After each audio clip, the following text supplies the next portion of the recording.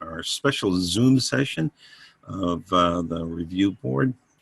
I guess my question is that because I know we're going to have a bunch of discussion on 192 Main Street, do we want to put that off until later on and go through the other business before? Because realistically, this is not.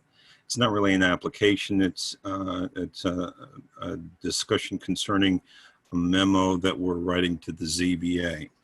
So does anybody have any particular reason why we need to do that first? Well, I think the applicants have all been informed that what the order of the agenda is, and that Sean will be texting them when we're ready to hear their applications. So I think we've set an expectation already that that will be heard first. All right. Well, I guess the question is, it looks to me like the only person who is not involved in that application, who's logged on right now, who I can identify, is Karen, for representing 2 Depot, although Irene has just signed on. There's Irene.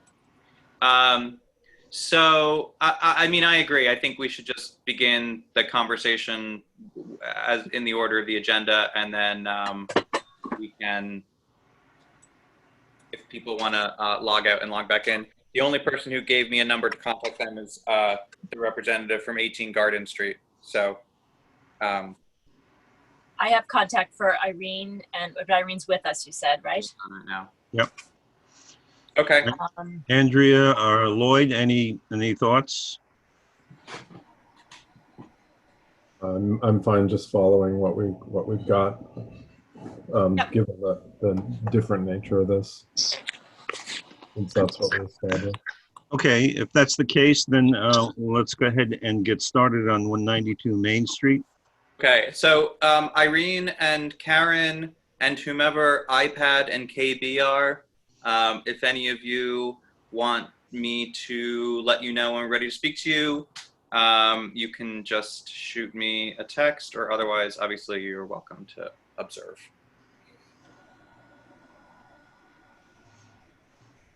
Okay, hearing none. Okay, so I guess the text that we're going to be discussing would be the second version that Kathleen wrote up and sent out. So I guess, Kathleen, do you have it? Can you put it up on the screen, or how do we do that? Sean does, as the host. Have it. Yeah, I can share it. Hold on. I think you need to go to a different configuration. Yep.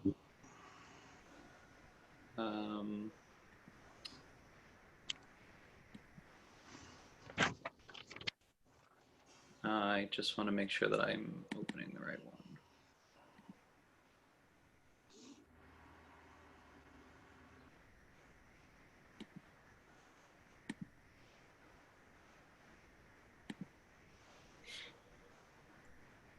So I'm muting myself right now. I'm just turning my video on because I think it's better if you guys see me, but if you want me to turn it off, just let me know. Okay. All right, is everyone able to see this document now? Yes. Okay. Sorry, was that Jen? That was who was saying that? Yes. Okay. I can only see one person at a time because I have this system, so. Excuse me 1 second. I realize I neglected to charge my device. I need to grab a longer charger. I'll be right back. Okay. So Jen, over email, you and I discussed that nothing has really changed during this period as far as your application is concerned. The only real update is just that you have been invited to have your public hearing on the 2nd. Is that correct? For the ZBA, yeah, they've scheduled it for the 2nd. The only update I would have had was like historic photos, etc. And since the Historical Society has been closed during the pandemic for visitors, I haven't been able to research that. So no updates on my end, unless Beth wants to say anything, but I don't think she has any updates either.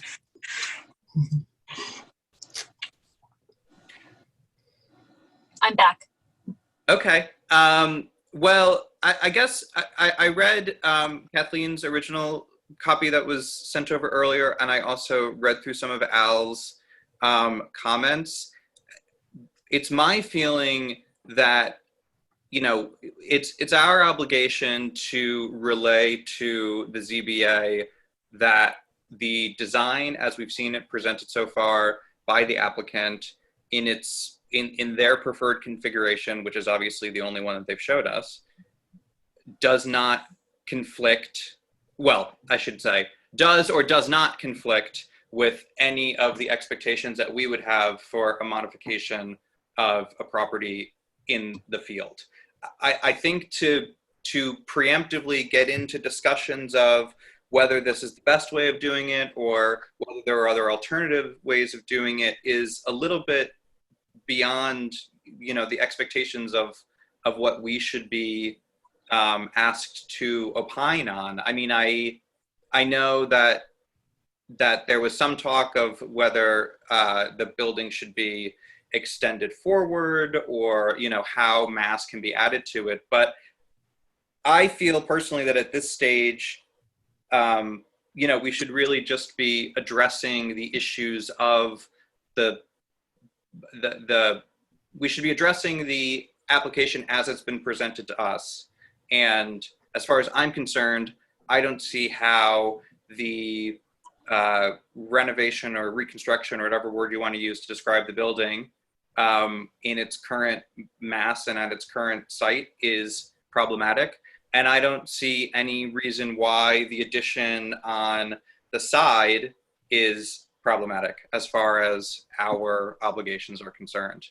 I'm hesitant to get into too much of the discussion of the alternatives because I don't want us to be kind of backing ourselves into a corner or doing anything to sort of, I don't want it to be interpreted that we're manipulating the applicant's design or her architect's design when really we're just asking to reply to a pretty straightforward question.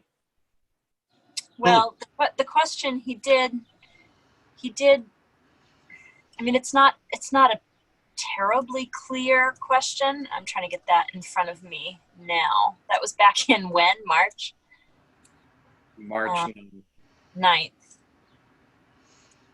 Here he asks, the proposed rebuilt barn raises concerns for us around density in the neighborhood, bulk of the building, openness between properties, and the change in form from a simple barn to a more house-like appearance. While we did not take a vote or even a straw poll on the barn, it seemed probable the majority of the board will not support a plan until these concerns are addressed. So I think the way I interpreted that was do you remember when he left the meeting, he said, if the building were, one of the alternatives they were looking at was if the building extended along the easternmost property line. And when I read this, I interpreted his question to be, if we were to go in that direction, how would you feel? I think that they're interpreting the L addition as house-like, but you know, it's an entirely, for the building typology, it's much more appropriate to do that than to extend the long building. It'll look like a pole barn. Well, I think to summarize my concerns is that we're being asked to provide input. All of us individually are not being asked to provide input. It's the Historic District Review Board which is being asked to provide input concerning the application. And my feeling is that we should only provide input.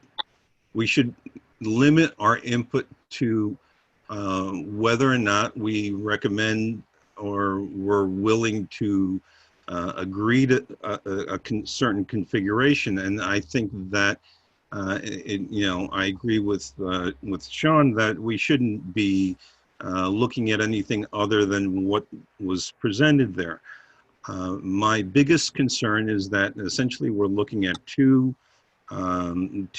variances from what was presented to us. One is the fact that the accessory building is in the rear yard setbacks, and the other one is the fact that it's being enlarged. And my feeling is that I'm willing to, from a historic preservation point of view, willing to accept the recreation of something which is similar to what is there now, assuming that that is historically what had been there before. But the change, I would rather not comment on, because my feeling is that, that's, I have a hard time coming up with justification from a historic preservation point of view that would justify the change. When you say the change, what do you mean? Sorry. Well, the L. In other That words, is already, that is what's before us right now. I know. Well, that's what I'm saying. And my response to the ZBA question is that I have no objection to, to essentially recreating what was there before, properly constructed, good foundations, yada, yada, and everything else. But changing it by adding, extensions to, looking at the building to the right, and I think it actually comes forward a little bit. My feeling is that I have no opinion on that, and that's, there's no historic preservation justification for that change. But if the applicant, what they've put forward is reasons why, and asking us if that modification is appropriate under the design standards, right? And But we're not answering the applicant. We're responding to the ZBA. That's what the ZBA is asking us. that's though. what the ZBA is asking us. They're looking at the same application we are. Yeah. And they're asking whether the extension on the side of the barn as presented conflicts with, what we would otherwise approve in concept. I mean, they're not asking, and nor should they ask where the lights are or where the windows are or what it looks like. They're asking if adding that mass to that building at that depth and width and height is or is not appropriate. And I feel very comfortable responding to that. I don't see how it's different than any other addition that we've reviewed and approved on this structure. I guess I'm not understanding how you separate in your mind the modification of the main house from the modification of the accessory building. Or the Can I- modification of any other. Can I interject? I'm sorry. I don't know if this is allowed. This is Zoom, so tell me. Of course, you can interject.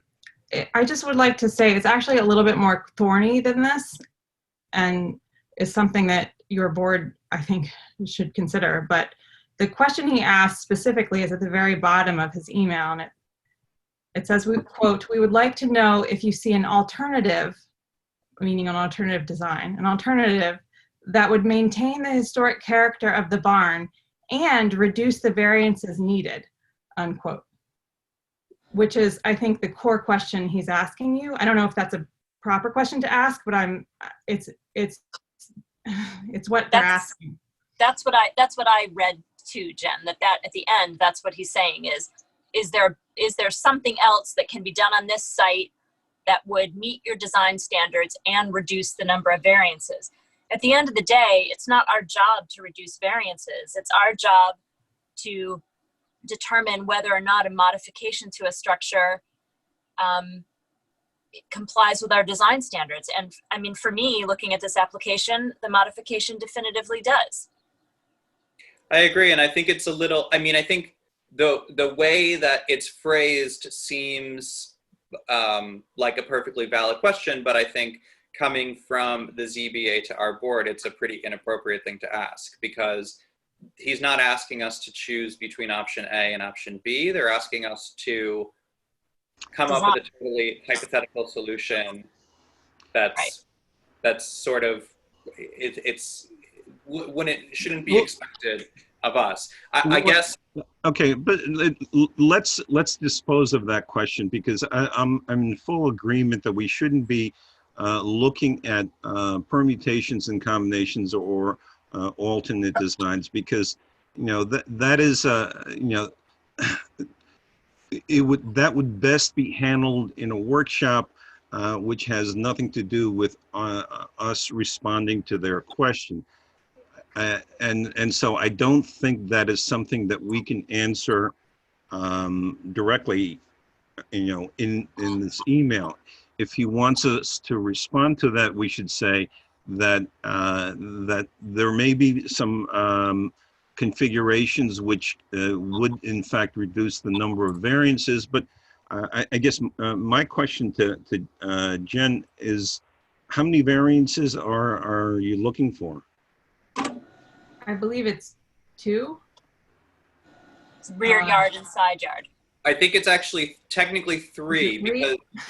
because it's rear yard and side yard, but it's also that it's almost like you need 2 variances for the rear yard because the percentage of it that will be taken up, if that's correct. Oh, yeah, that's the part I didn't understand. But yes, it's rear yard and side yard. It's in the rear yard setback. It's in the side yard setback. And it also takes up 41% of the rear yard setback when it's allowed to take up 30% of the rear yard setback. So 3. That sounds right. Sorry, it's been a long time. No, it's a confusing way of describing it. I agree. However, I'm not seeking a lot coverage variance. I have the right to build something on my lot that's this mass. I'm trying to figure out the best and least intrusive way to put it somewhere and meet our objectives and protect the value of our property and the historic value. So I think it's 3. So the variances would be, they're mostly related to where it's located, I guess. But if that answers your question, Al. Well, the thing is that I know that the zoning ordinances have the, an additional requirement which says that, or not an additional requirement, but one of the requirements which they very clearly state is that you can't expand on a nonconformance. In other words, theoretically,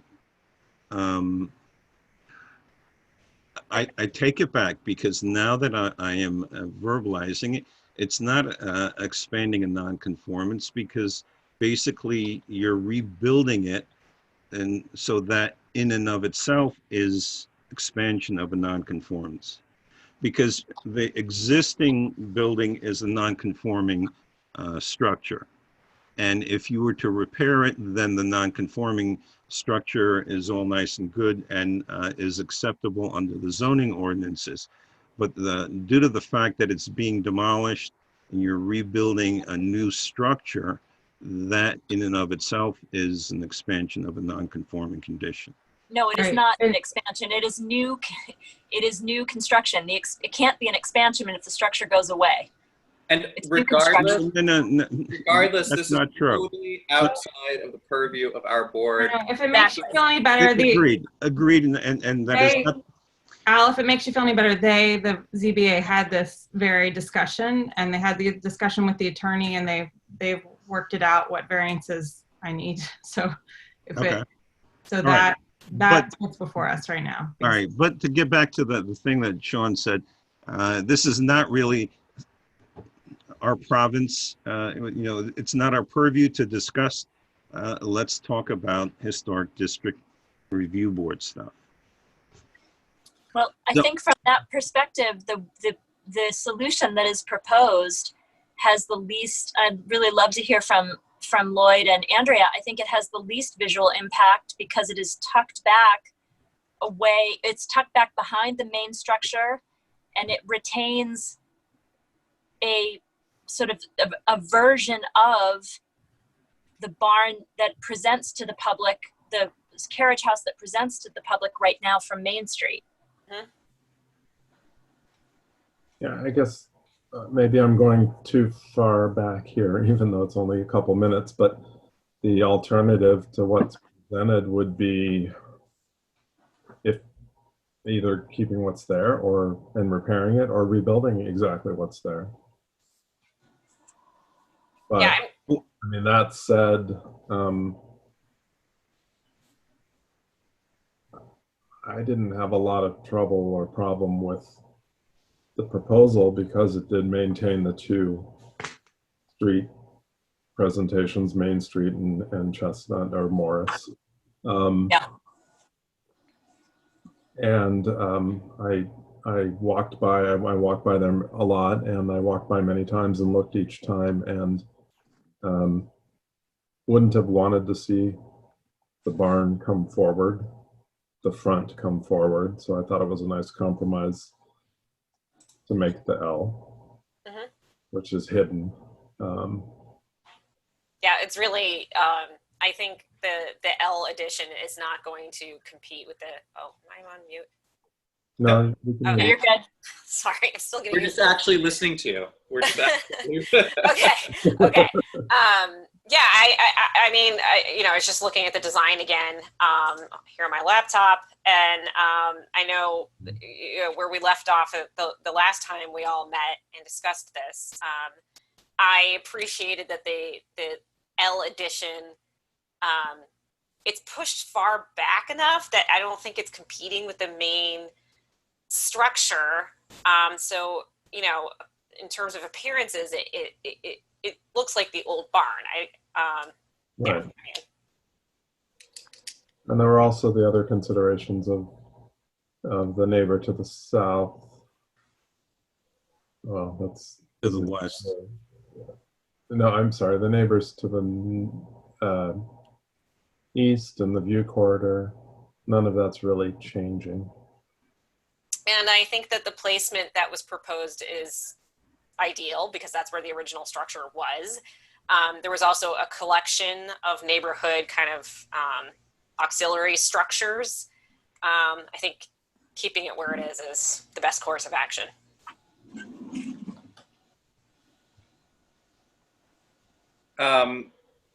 I agree. I totally agree. I think that it's appropriate. I'm a little thrown off by the reference that the ZBA chair made to the building appearing too residential. Right. Yeah, I didn't get that either. I Well, I totally think, yeah. disagree that it looks residential, number I do one. too. And I mean, I don't think it looks residential now. I don't think it looks any more residential based on the designs that are proposed. And lastly, what the building looks like also really is outside of the ZBA's purview. So that seems like a bit of a misleading statement to make. Well, it has two huge barn doors right on the front of it. And you Well- like living in a barn? I think that what Sean just said is the full stop. Yep. It's not their purview to determine what the building looks like. They're determined to determine it. It's their determination to decide its mass and where it sits. So I think we can advise on that by saying what we need to say about how the placement is appropriate within the district. But beyond that, the rest is our area of concern. Right. Agree. So All right. I mean, a lot of this memo I think could get cut, and I'm open to whatever. I mean, I think a lot of it should be cut because really to get into, I mean, Jen, unless you had a conversation with them outside of the workshop that you had with us where you specifically said, if we don't do this, then we will pull the front of the barn forward.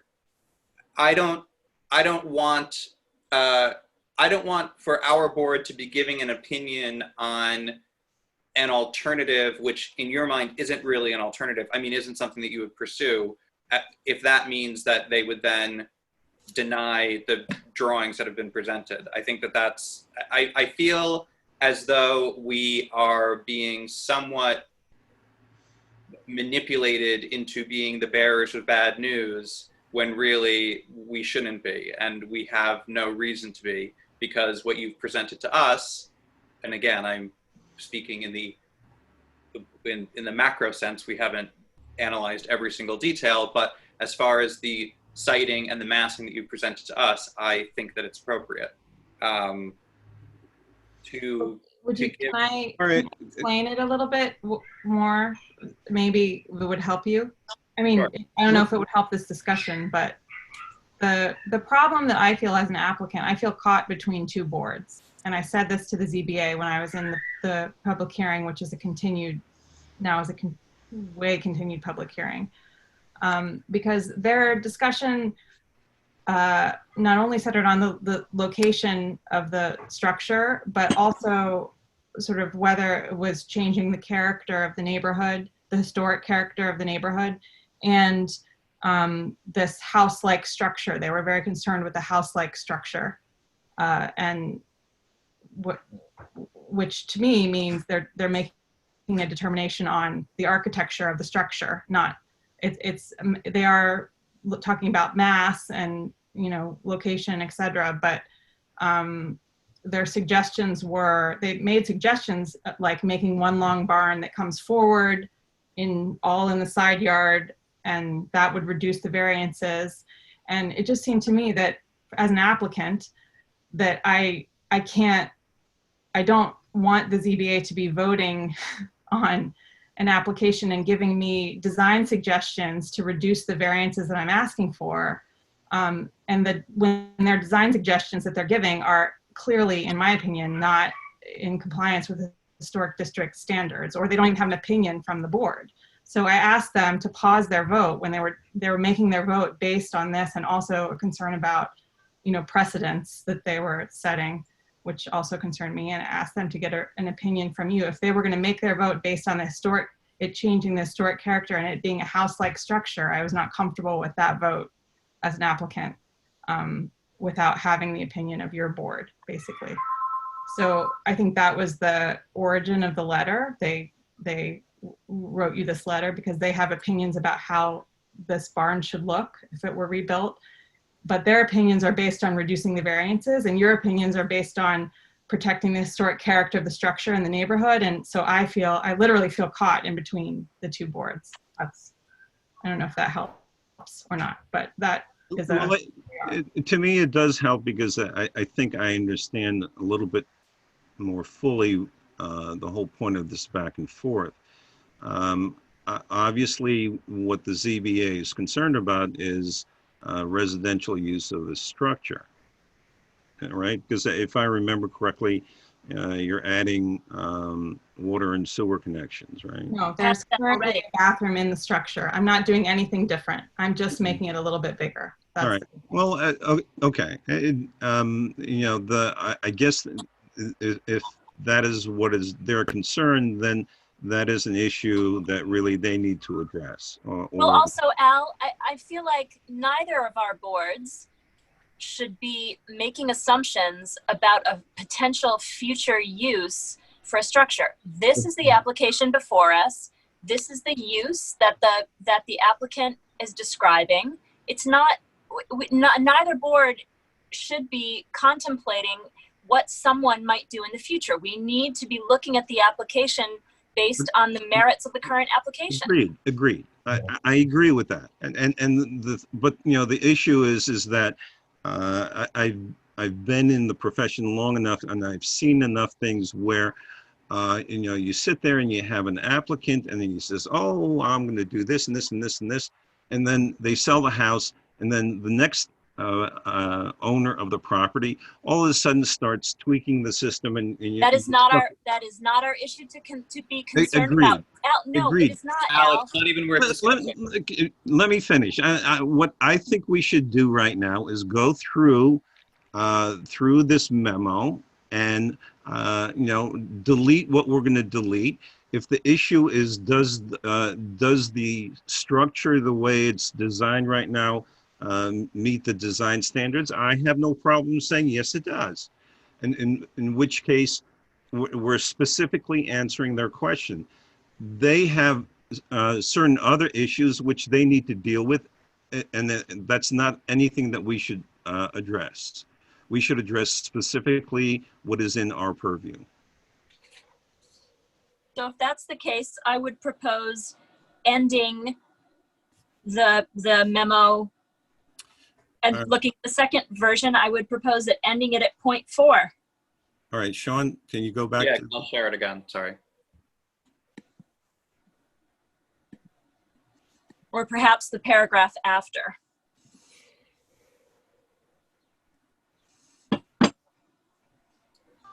Point 4 is The Okay. applicant has not been able to locate yet.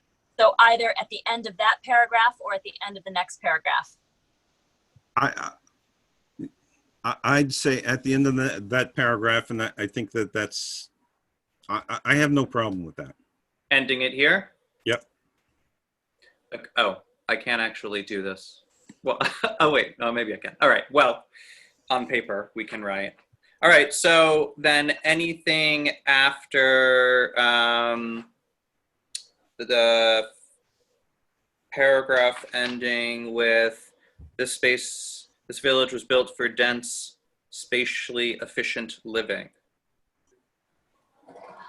We will strike all of that. Well, I'd like to hear what Lloyd and Andrea think. I'm Sorry, looking at it, still so- reading Me too. because I had just so wanted much trouble with my internet today. I'm just kind of catching up as I go. As a lot of this is new to me, I don't know. I guess it belongs in here, but we talked about aligning the eave with the property line rather than the wall so that the eave doesn't extend over the property line. Well, Yes. I feel quite strongly that any discussion about design does not belong here because it's not a Yeah. concern of the ZBAs. That's our concern. And I don't feel that we should, they're asking us about issues that are within their purview. We should respond to the issues that are in their purview and not go down a path of design with them. Agreed. Yeah. I would just add from the second set of bullet lists, down around here, I do think that it is appropriate, unless we're repeating ourselves, which I don't think we are. I think that the first note about carriage houses being placed where they were, and the third note about the view from the public right-of-way are also just important to keep because that's, you know, So part. the second one after the highlighted section, you mean?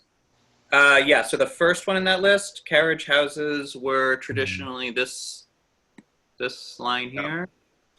Well, and also the introductory paragraph. There's a sentence with all this in mind. Okay, keep that. Sure. Yeah.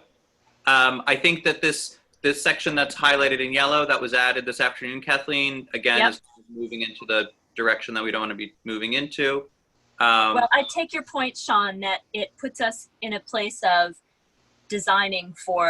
being asked to design for the architect. And I hadn't considered it from that perspective until you said it. So I take that point. And this is not accusatory or accusatory, however you say it. This is, I'm not saying, I don't want to be in a position where we are talking about this undrawn idea of extending the barn lengthways, and then that becomes a viable thing in people's mind that they keep going back to as actually being an alternative, because it's been discussed, but it hasn't been drawn, it hasn't been presented, it isn't something that the applicant has to this point. So even giving it the sort of airtime in a memo is allowing people to be visualizing that instead of the actual design that's been presented. Okay. So the bullet that is now highlighted in blue, we're adding that. Am I correct? Yes, please. And I would say the next one. And then I think that, Can you go back to the part that's highlighted that the proposed location maintains? Yeah. Keep that? Yep. Okay, and keep the historic location of the structure? yeah. Okay. Yeah, I think after that it becomes Repetitive. pretty specific and in some cases a little bit redundant. And not that this wouldn't be information that we could again bring up at a later date, but it's Okay, let's leave it at that and then come up with a sort of summary Well, I think paragraph, which we've got essentially- a summary, I think. For Well, all these reasons, we encourage our yeah, but if colleagues to grant the setback variances. all right, we'll scroll down to the summary.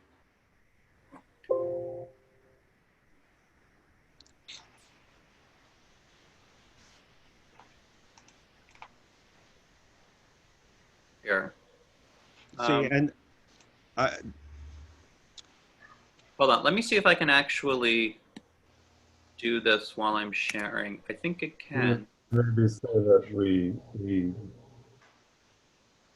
don't, not that we encourage them to accept, but that we could the phrase it- design complies Well, with, the Yeah. design complies with the standards. We say think that in that's the what we- earlier in the document.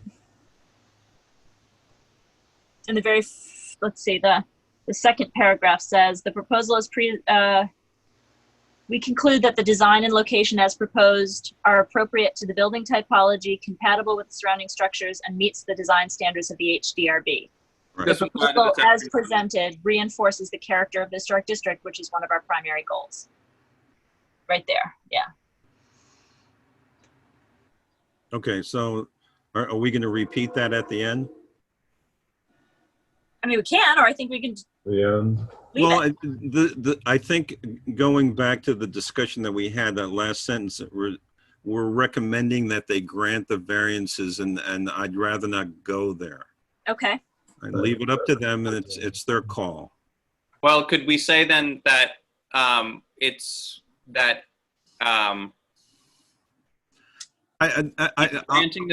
granting the variances as requested, it will have no negative impact on the district? there you go. Well, no, see, I wouldn't, I don't even want to go there.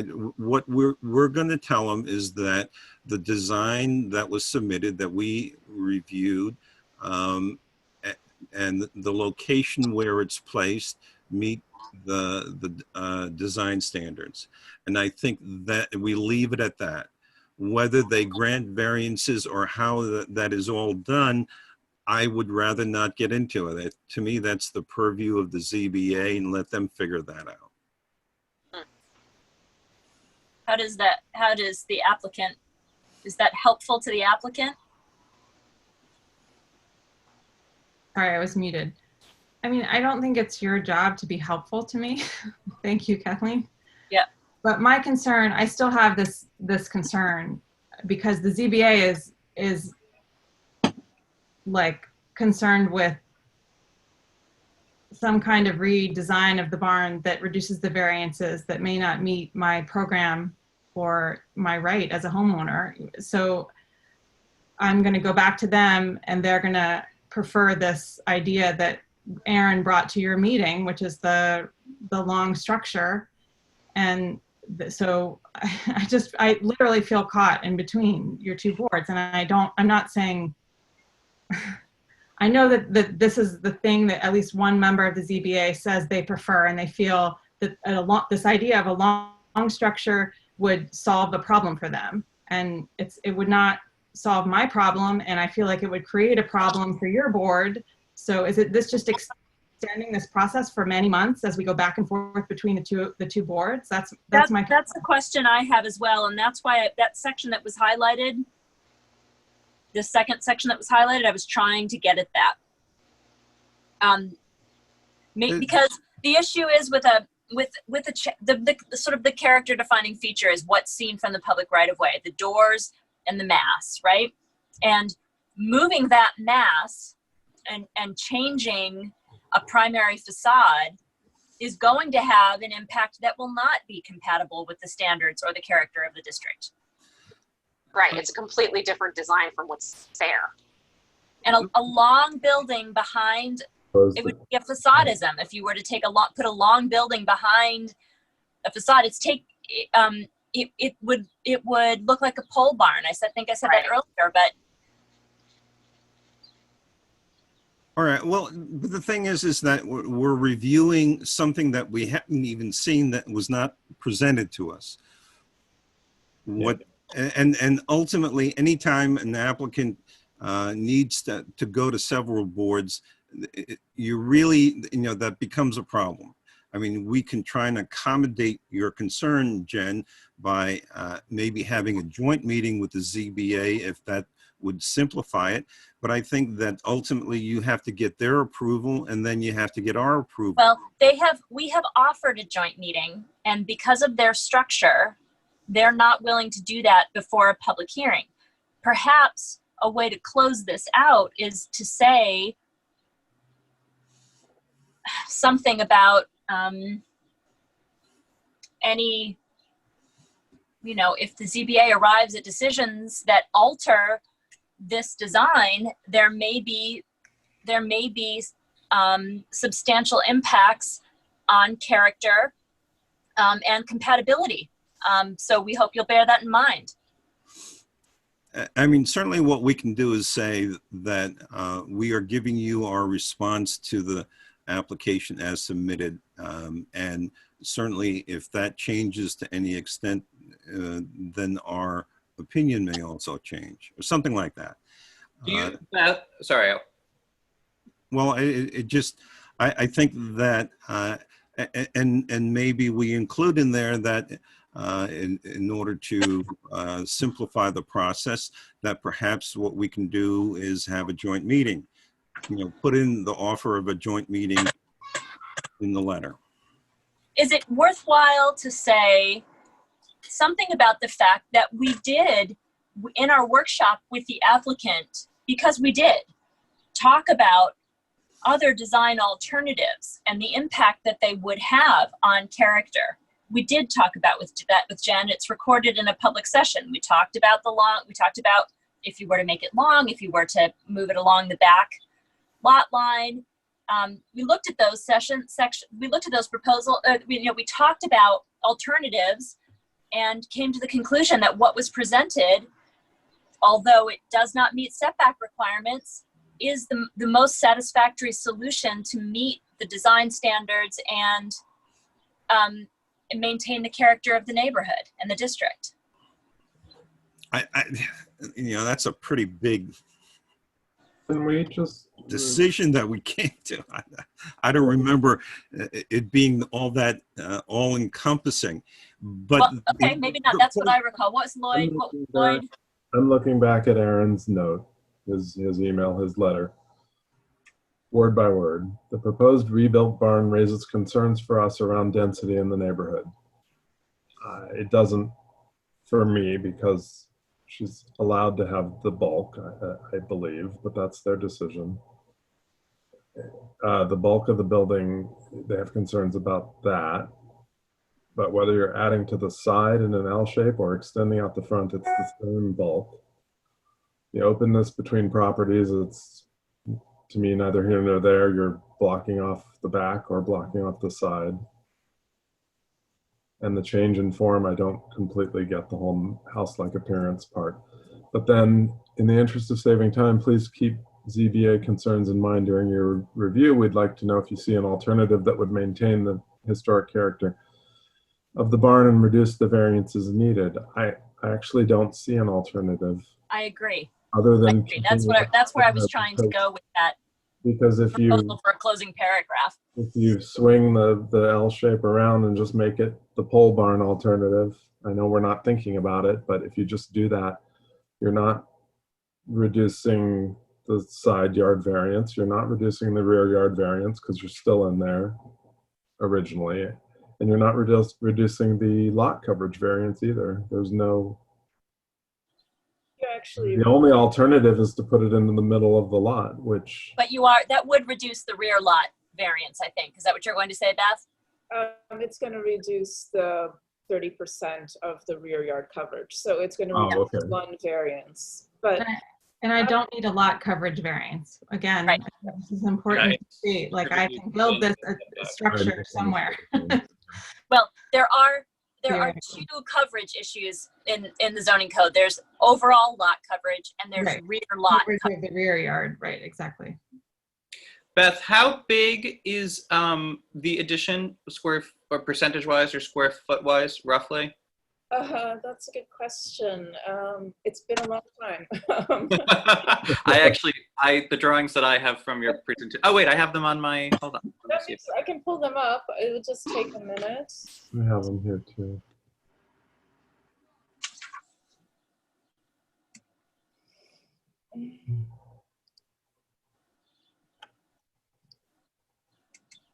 It's 18.5 by 9 foot 1 3/4. No, 6 Yeah. foot wide. It's only 9 foot wide. I remember that. 9 foot 1 3/4 wide by, oh my eyes, 16 foot 5. It's about 150 square feet, correct? So I guess Yeah. we could kind of combine all of these thoughts into, as Lloyd was suggesting, into a statement where we could say, you know, to answer Aaron's question, our board does not see how, you know, we could add 150 square feet to the historic structure without, in any other location, without dramatically affecting the neighborhood. And the character of the structure itself. I mean, suddenly it becomes a large structure rather than a more diminutive and secondary structure. Right. In what way? Because it becomes, if you, let's say, for example, that it were to all go along the east line, you've got one long mass that runs perpendicular to the street, as opposed to a building that has a primary mass and then what is obviously an addition in an L off to the side. If you know, one of the buildings, when I was walking around earlier looking at 6 Paulding, there's a barn in the backyard of one of the buildings on Academy and Cherry that has a small L off to the side. It's like exactly the same. That's a totally organic way that additions happened, not restructuring the building to look like a long. I mean, if you were to see a building in that shape contemporarily in the time period, the doors wouldn't be on the end. They'd be in the center of the long or along the side of the long facade. It does not make sense from an historic architecture perspective to have the entrance on a long, narrow building.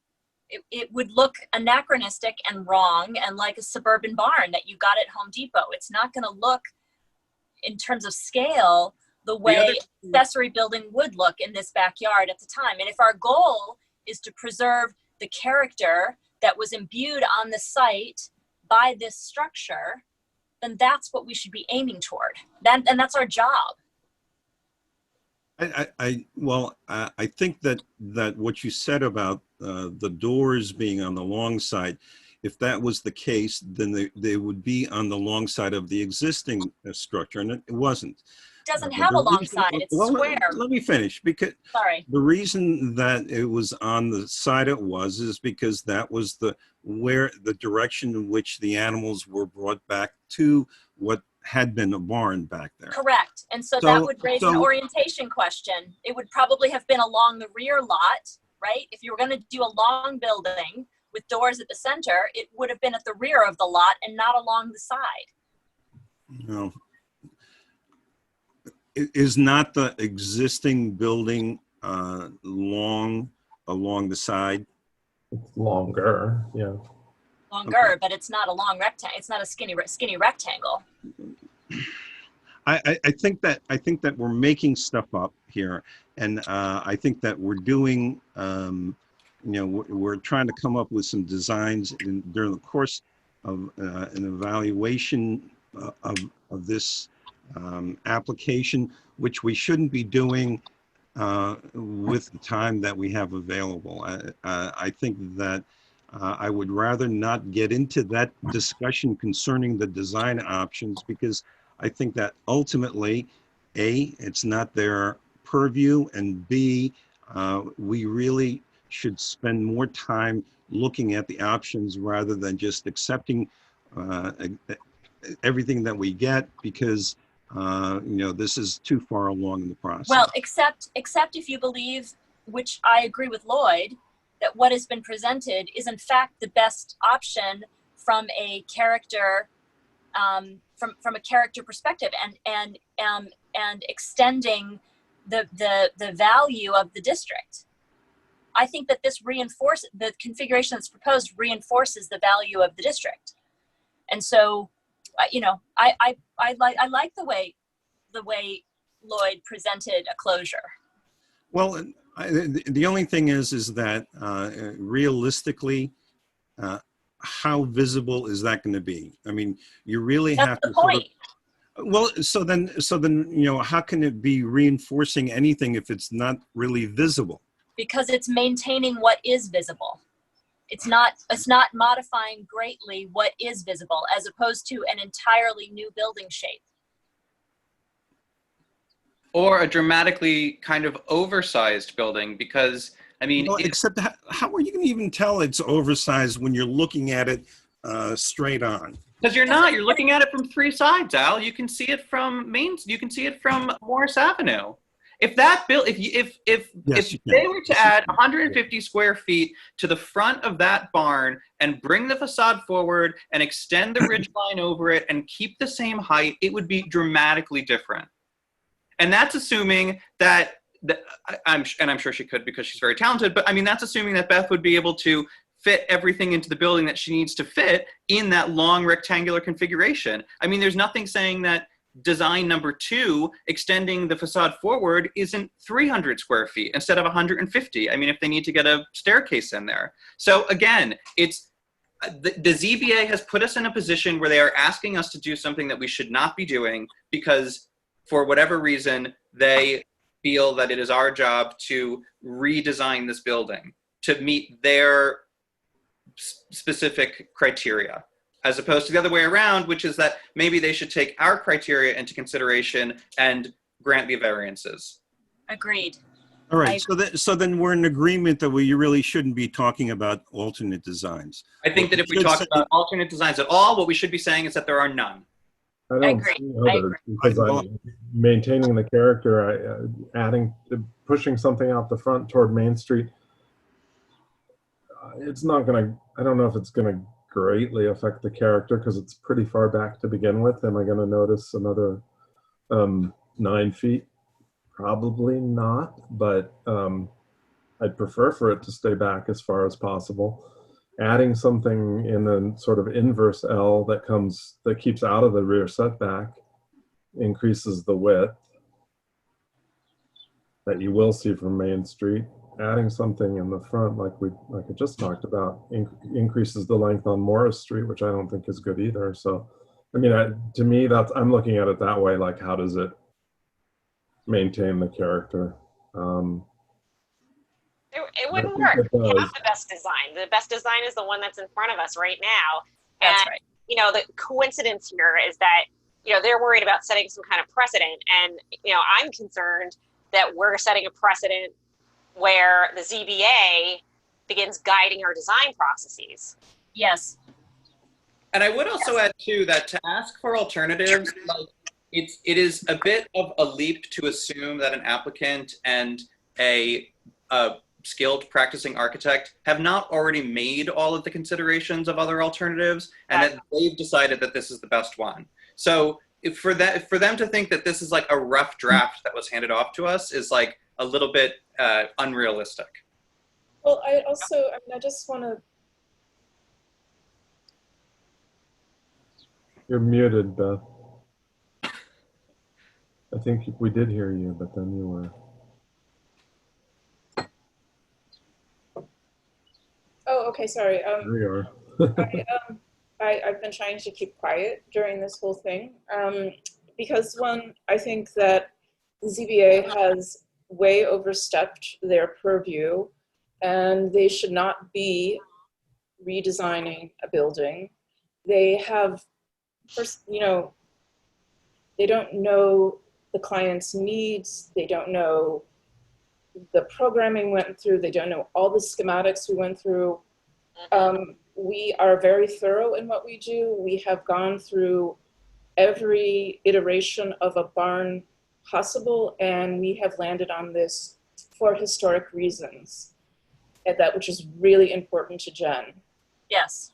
And it's important to us to maintain character in the community. So, you know, I feel like there's almost a response that has to remind them that this is not their purview. And really, it's not for you to do. I think it's for the, is it for the village lawyer to do? But somebody, and, you know, if it has to be us, we will certainly make sure that the ZBA knows that they're not in their purview. But it is reinforcing for you to also, you know, to reinforce that issue.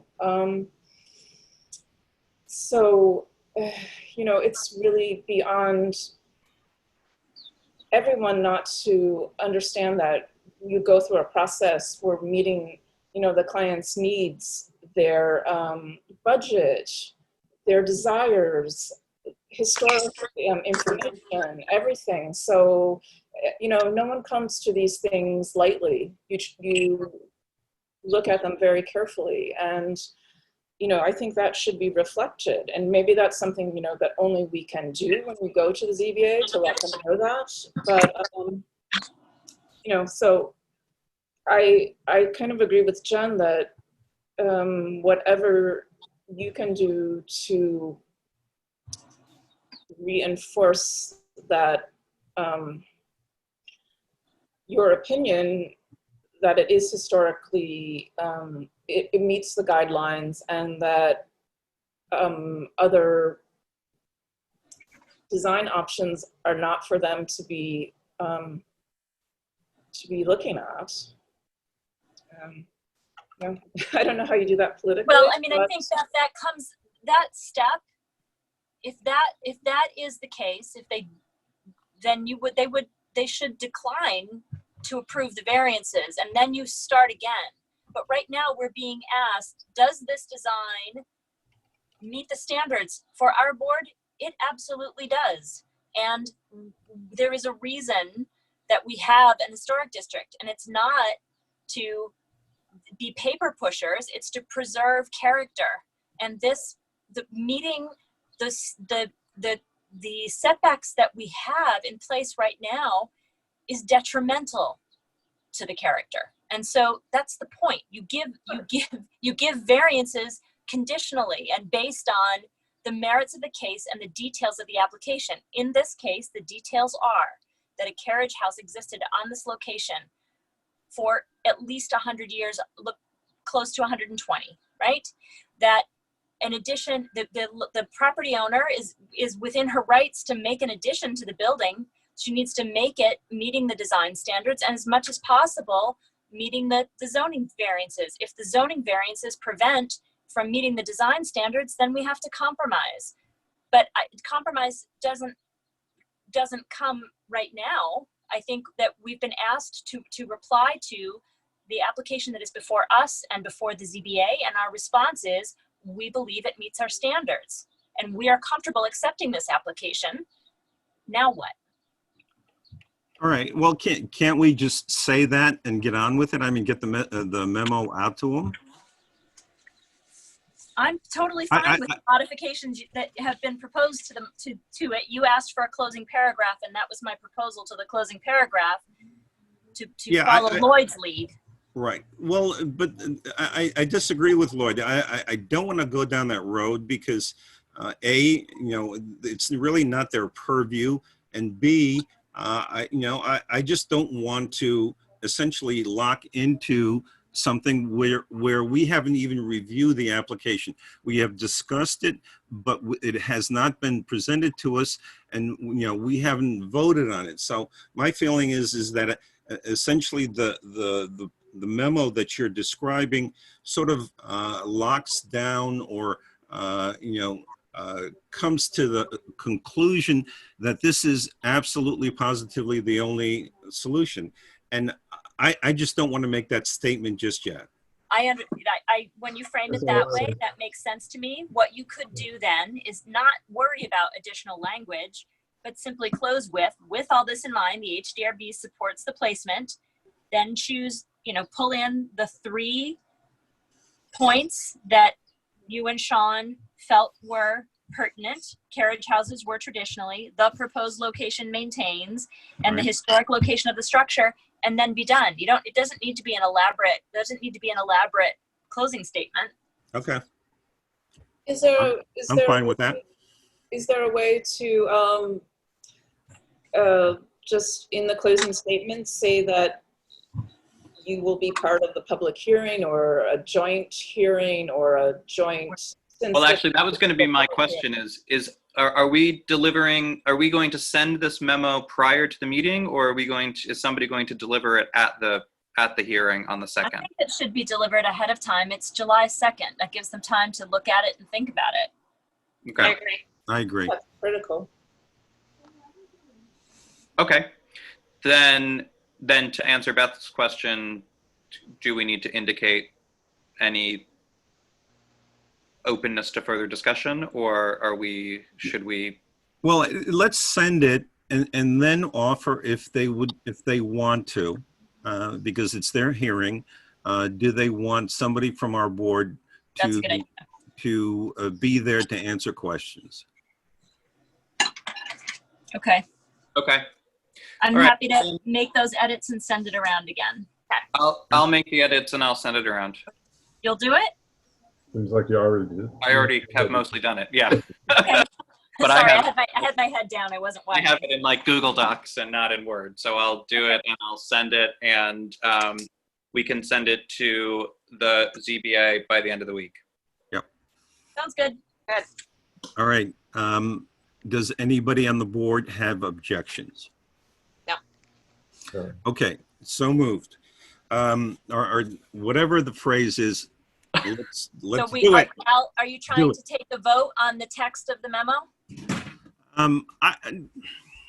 We don't need to vote on memo I don't text. think so either. Yeah. No. Let's move on. I think that we have beaten enough dead horses here. Okay. Well, when you said so moved, I was confused about what you were doing in process. Okay. So moving on. Thanks, So everyone. moved. Beth, thank you very All right, much. Jen, Beth, have a good evening. We'll see too. you. Hope it didn't get too late. Thank you all. I appreciate it. Bye, Jen. Bye, Jen. Thanks. Karen Yeah, 2 Depot Square.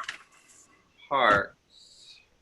Was everybody able to review the items that Karen sent? I put them on the drive.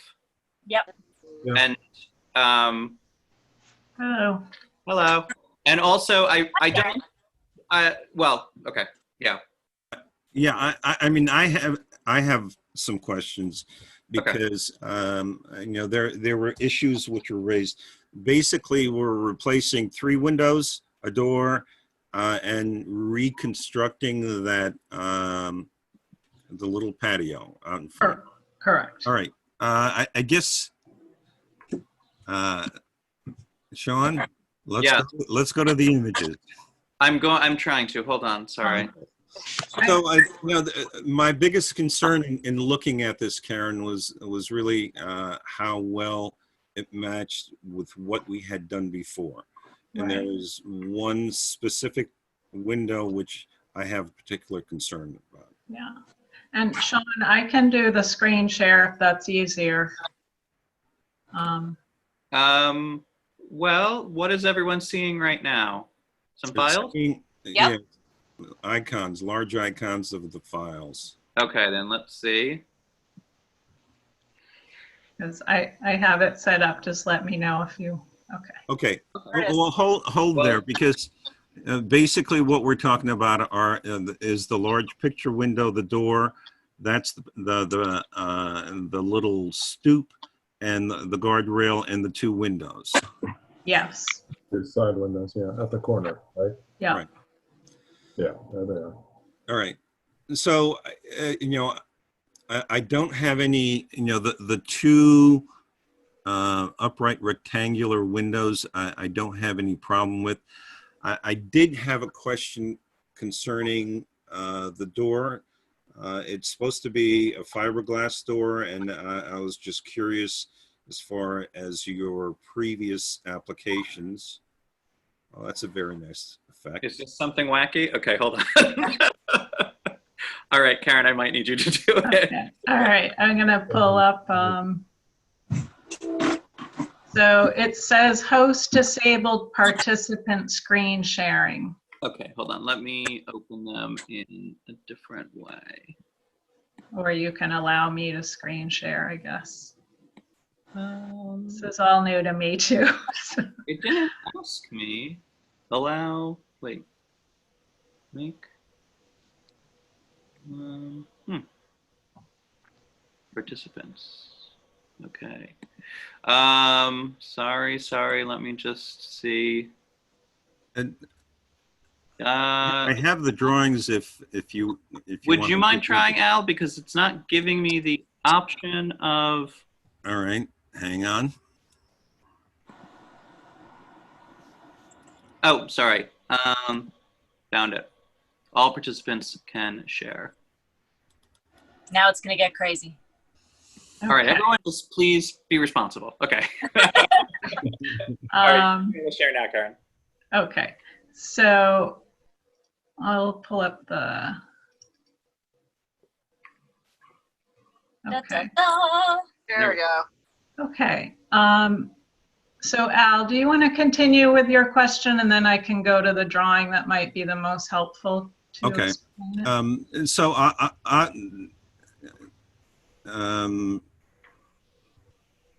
what we see here now, you have your who's controlling this?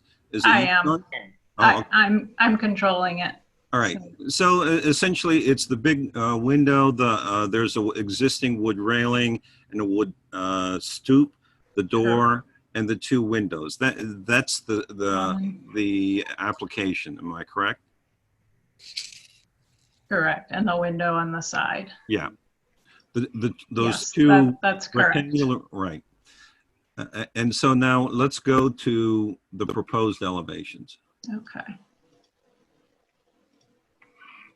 Okay. Okay. So So yeah, well, my first question, and we'll get rid of the easy stuff.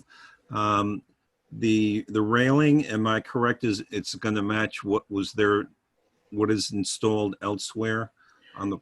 Correct. We, in a previous application, we did a short railing on the parapet wall and a metal railing down the stair on the side. It's Right. shown as wood because that's an old rendering remnant, but basically it's a steel railing with your typical profiles, which I included and can pull up in a minute.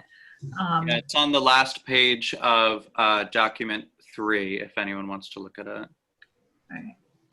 I remember that in reviewing that portion of the application, we spent quite a lot of time thinking about the metal railing because we were trying to make consistent a site that had been heavily modified and had lots of inconsistencies, and the metal rail is where we landed on that aspect of the application. Correct. And then the stoop, which is wood, is in quite a bit of disrepair now, and the owner would like to replace that with a concrete stoop. And our proposal right now is to do a stone facing on the front, which this rendering doesn't show, but there is a photograph in the packet that shows the existing kind of river stone folly, if you will, the retaining wall and the arch. And as long as it's not cost prohibitive, we'd like to do kind of carry through that stone design on the face of the stoop. Okay, because However, don't you have that currently on the wooden stoop? no, right now it's a diagonal lattice under the wooden stoop. Pull up the photograph to remind Yeah. ease. I love the idea of continuing what is such a those walls around the village that the Rodinos put in the 40s and 50s are such fun little items all around the village. When they pop up, it's a cool thing. Yeah, So it's kind of hard this to tell, might, but I think I see the lattice. yeah. Okay. It's a wood frame deck. There's actually an old, just very simple concrete, like 2 steps outside this door that are buried under that wood deck, but there's no stone facing. It's just a very simple, like 2 steps down. But this is an all wood framed platform, lattice and railing. And Okay. then The other question that I had was that if you scroll down in this packet, the door, in fact, the wood, the casement windows match all of the other ones, and so I really don't have any question there. But I do have a question concerning the fiberglass door. okay. Okay. Okay, so the proposal is a full light fiberglass door with flush glazing, so it doesn't have the raised profile glazing. And right now, I'm going to just, so right now this yellow door is actually a storm door in front of a full light fiberglass door that has the raised glazing profile. It at one time had a like a 9-light grill, which is just kind of deteriorated and cracked off, if you will. So now it's a single French light. I should have taken a photo without the storm door, but the storm door we're proposing to eliminate altogether. And right now there is a single, like, full light door behind that. That's fiberglass. That's fiberglass. Okay, I guess, you know, the reason I had asked about the earlier applications was that I do remember when we were on the other side of when we're installing that stair and deck to the upper level on the other side, that the door that was proposed there is a wood door. Correct.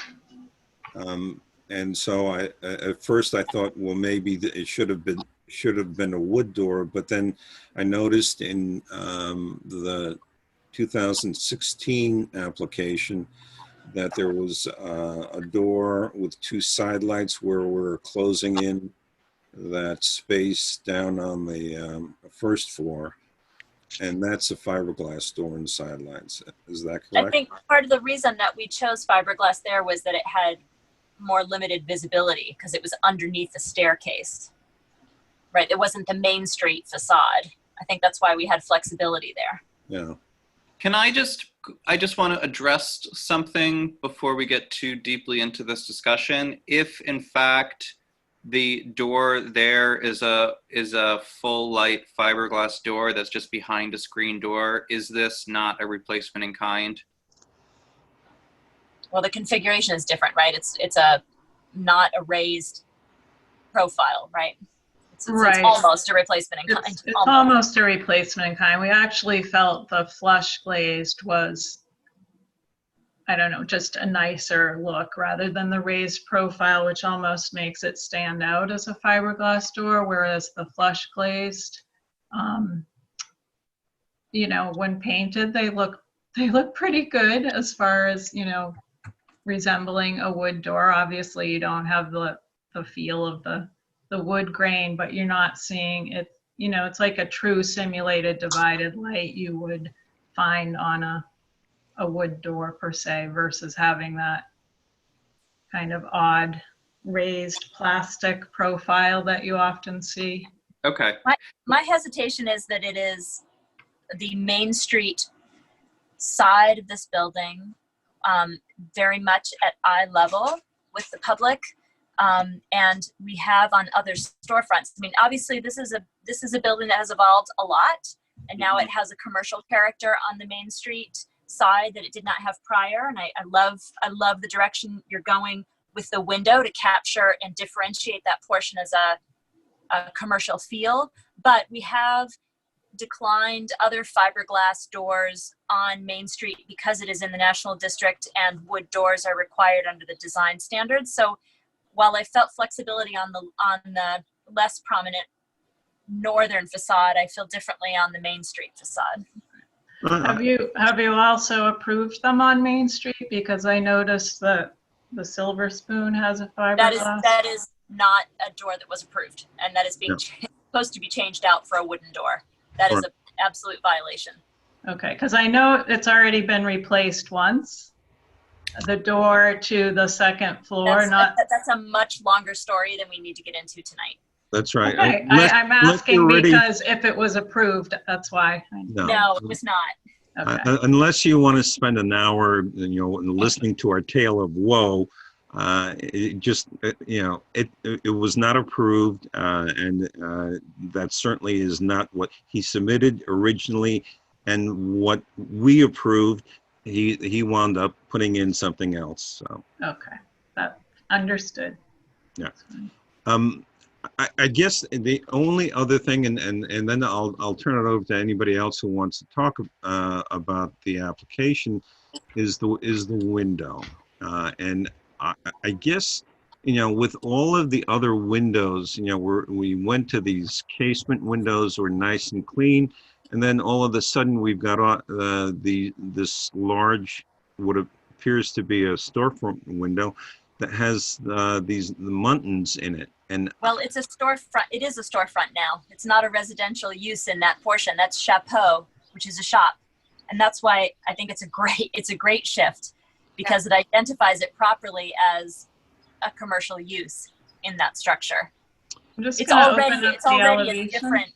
Yeah, it's already a different portion of the building because it extends beyond. It's clearly an addition, and it's clearly now a commercial use, like many of the other residences on Main Street that have been converted to commercial uses. Right. And one other thing, obviously, we wanted to expand the size of the window. We're maintaining the width because we don't want to get into changing the structural header, but we're dropping the sill height to gain more glass. And I feel like looking at other buildings on Main Street that have large open panes of glass, often those are supported by, nice trim work that kind of frames the simple open pane. And this is such a peculiar and different structure that we just wanted to introduce a little bit of character in this window. Allow for an opportunity to have a couple of the upper units be operable. So the two upper at left and right panes would be awning windows. And yeah, just kind of offer a little character to the store itself. So. I think it looks a lot better, actually, and it reminds me of the windows that we approved for Alex Caron's commercial property on. Yes. And that was a big improvement, and it has more of a conversation with some of the other storefronts, like where Meraki used to be. Sorry, I lost audio for a minute.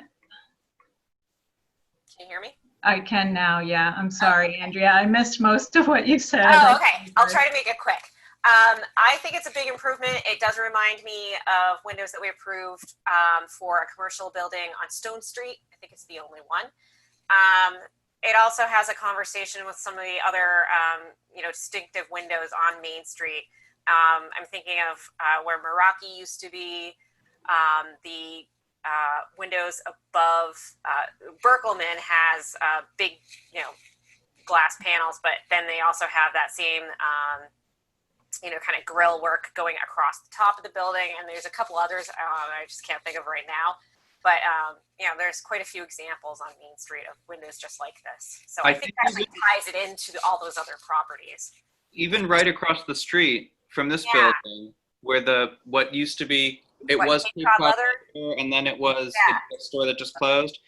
That also has a similar type of thing. It's sort of the, I think to Kathleen's point, this style of window to me kind of bridges the fully commercial and fully residential Like it gives you a little bit of a feeling of both. So since this is a commercial space in what is primarily a residential style building, it's a good way of relating to the rest of the building, but also identifying it more clearly as a storefront. Which is what happened with Stone Street, that had a residential portion, and then down below it had the commercial portion. And before all of that, it had been, I think, mostly residential, and it had one little office. So it just made so much more sense in the way that the facade was organized, and we're doing that here, which I think is a big improvement. Well, and not for nothing, these are not the upper story. Most of the upper story windows that are visible from the public right of way ended up being different than what we approved because of egress requirements. Right. They were meant to be double hung, and they ended up being casement, and that I think unfortunately left a very flat feel about the structure. And this brings back some visual interest. And if you are able to achieve the tie-in with the Rodino wall underneath the stoop, I think it sort of connects the building around the corner in a way that is helpful. Yeah. Yep. So I don't really have questions. I think it's a great improvement.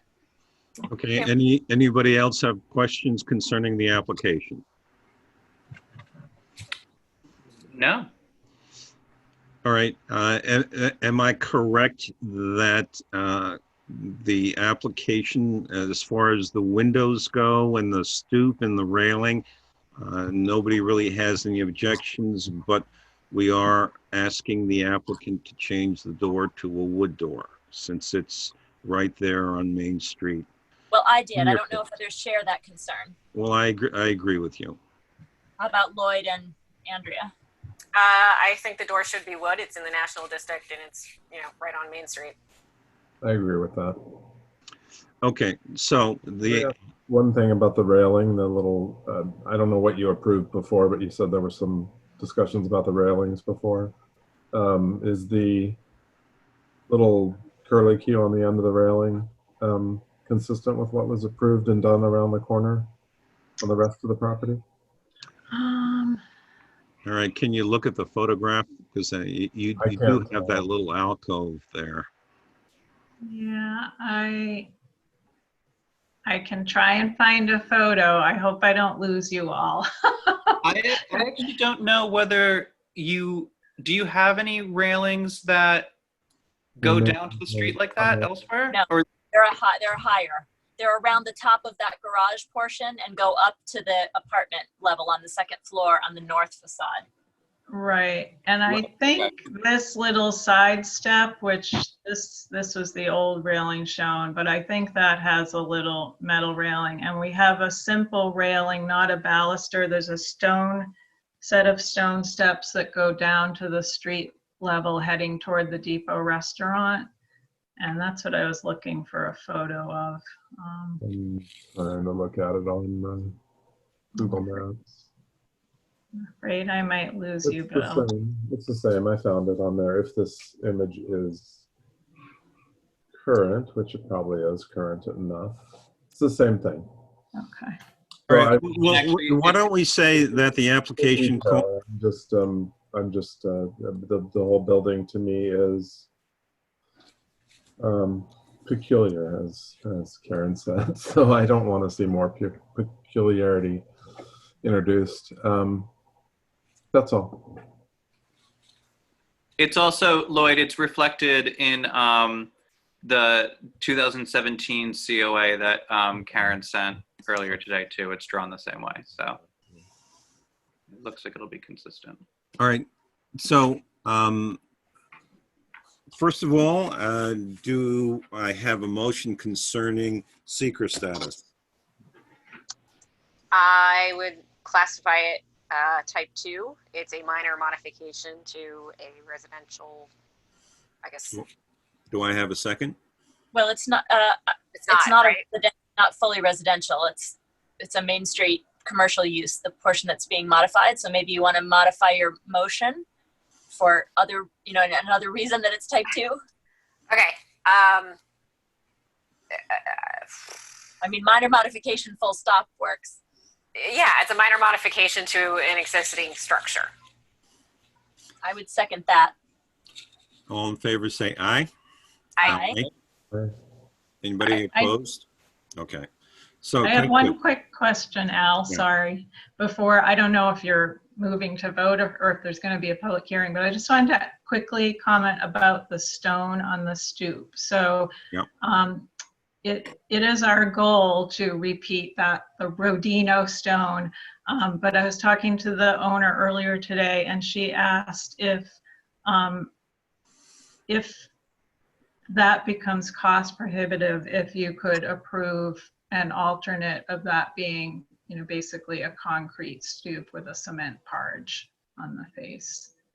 So I just wanted to bring that up because I know Kathleen mentioned specifically the tie-in, which is what we're trying for, but Karen, I almost had a slam dunk here, and now all of a sudden the Nope, Rodino I would have stone. brought us back. Um, So would it be, I'm trying to think of other examples on Main Street of parged concrete. I guess the entrance at Pink Olive, although that now has tile. But wouldn't it match the portion of the storefront? Is that what you're suggesting, Karen?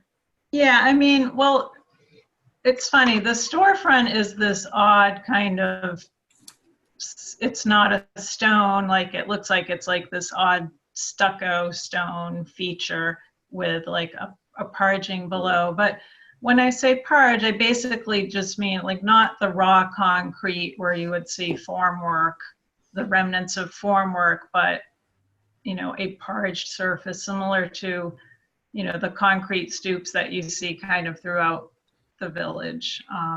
Just a very simple concrete. A smooth finish. Correct.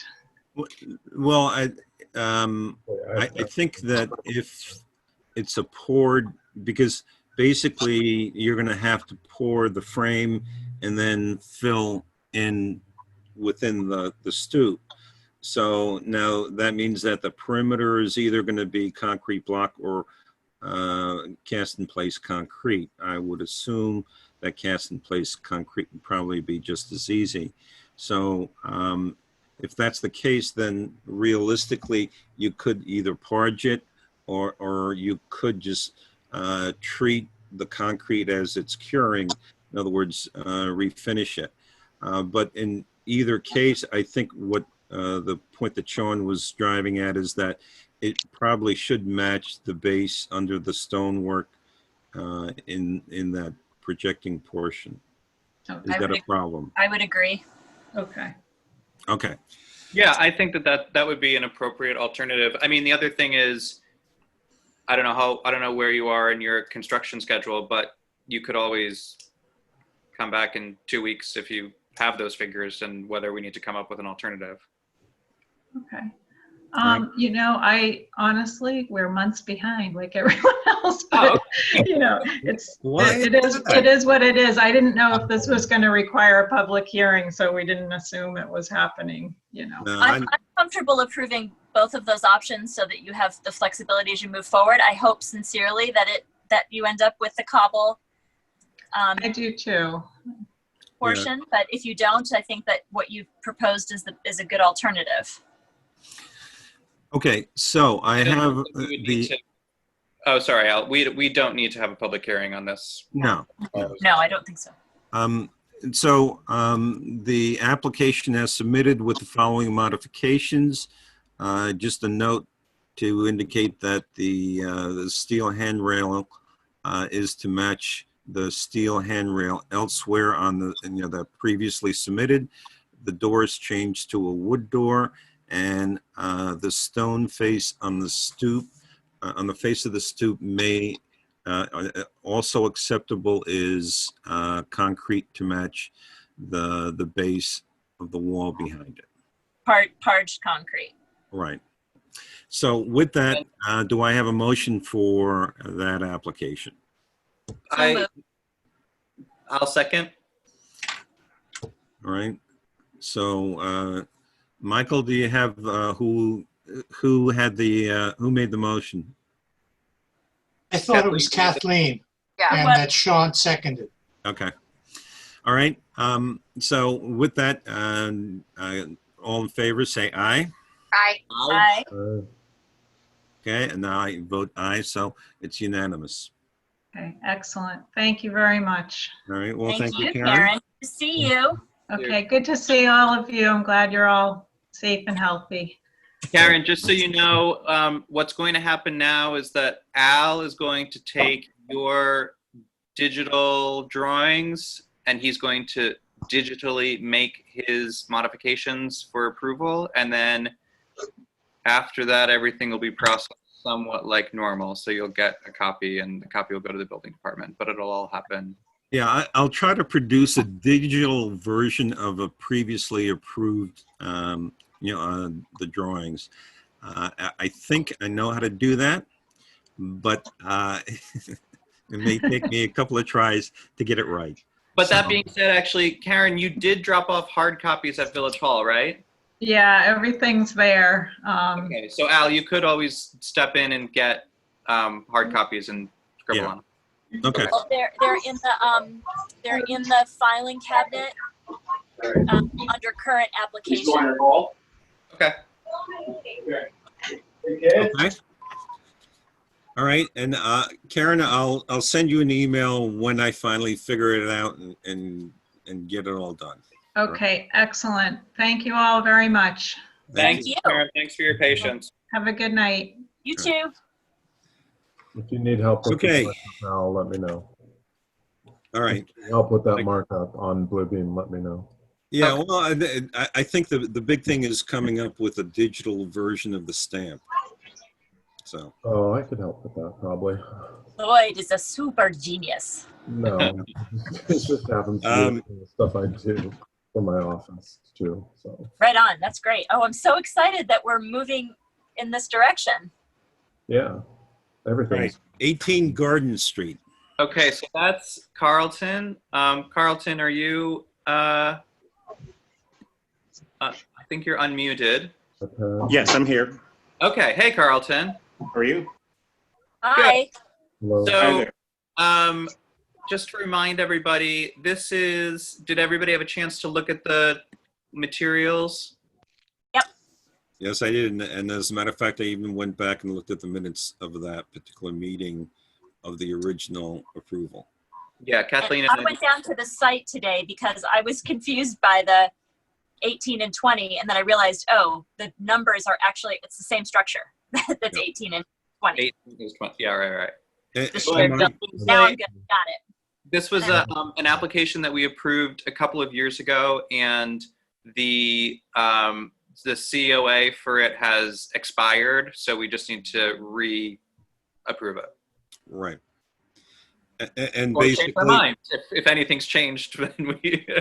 Well, nothing is changing. The windows are exactly the same. We're just simply putting in the same windows that were put in on the adjoining building or the other part of the structure, which is 16. right. Right. So if I remember correctly, when we first approved it, we approved for the entire building to be done. Yes. They told us Yes. during that meeting, it wasn't Carlton, it was another representative. They told us during that meeting that they were only going to pursue one half in the short term, Right. but wanted to get them all approved. And then, as I said, Lloyd, they've just expired. The COA has expired. There was a cost issue with the homeowner, so we couldn't have done it all in once. Right. Now she's ready to do the other half of the building. Okay. Is Secret. this technically a modification to previously approved, or is this a new? I guess it doesn't matter, but I was just asking for secret. It's renewal of an existing approval. Renewal. Right. Yeah, I mean, as far as I can tell, it looks like it's the same windows, and it's essentially identical to what had been approved back in, I think it's 2016. So do I have a motion on secret status? Do we need to do seeker if it's it's a renewal of a previously approved application? Yeah, didn't we already classify it when? I think back in 2016, we weren't doing that. We can. Let's go ahead and It's easy enough. Yeah. I would consider it to be type 2. It is minor modifications to an existing structure. residential structure. Do I have a second? I'll second. All in favor? Aye. Aye. Unanimous. All right, and anybody have any questions concerning the application? No. No. Do I have a motion on approving the application as submitted? Come on, Lloyd. Come on, Lloyd. Go for it, Lloyd. Lloyd, is Second. motion. Do I have a second? Second. All in favor, say aye. Aye. Aye. Done. Done, done, done. Go to Great. it, Carlton, after you get your Okay. building permit. Thank you. That was easy. Take care. Yes. Before you leave, what will happen is Al, the chair, will issue the certificate of appropriateness. Should we send all of that back to Jennifer, who was Jennifer will handle everything from here on. Okay, great. So Al, that was our original contact was Jennifer. So that'll be done then shortly. Okay, Sure. yeah. Thanks a lot. Yeah, Stay safe. it's a question of me trying to figure out the the technological logistics. aspects of it. But All you right, do thank need, you, Carlton. Carlton and Jennifer do need to wait until the building permit is issued after our certificate is issued. Yeah. Oh, okay. Yeah. Yeah. Jennifer's pretty aware of what needs to be done. I'm just sitting in for Home Depot. You're just the guy in the middle. We got it. Thank you I'm so just in the much. middle. Jennifer will take care of it. Take care now. Thank you Thank too. you. Bye. Thank you, bye. Sure now. Bye. I will make a motion to move into workshop session. And do I have a second? All in Second, favor? Kathleen. Aye. Aye. Aye. Okay. Moving into workshop. So Irene, who has been here the entire time, patiently listening to us. Gosh. If you want to or you are unmuted, but make camera happen. Show yourself. There were some, if there were photos that I put onto the drive that were marked up by Irene along with her email that kind of explained everything. Kathleen also took some additional photos today, which we've labeled with the directions just to show deeper sight lines from a couple of streets. If you want to look at those, they're in the folder as well.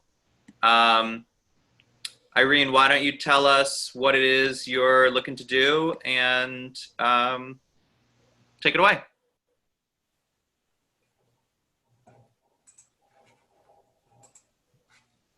Maybe Irene is not as close to her computer as I thought. Hold on. I'll be Maybe video appearance that she's been till the you whole time. text. Let me text her now. While we're waiting, who seconded the motion to enter workshop? I did, Kathleen. Thank you. You're welcome.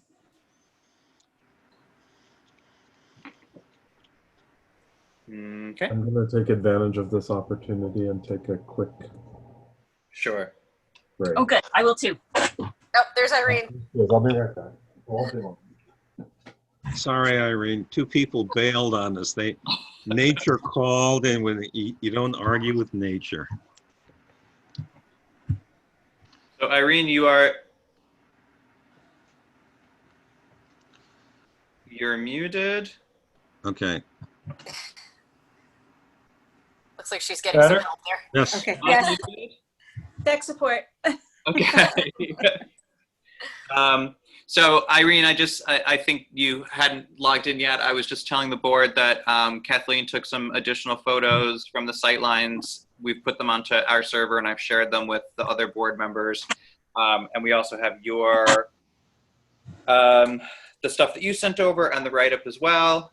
So if we can just give Lloyd a minute or two, then we will take a look at everything. Okay, thank you.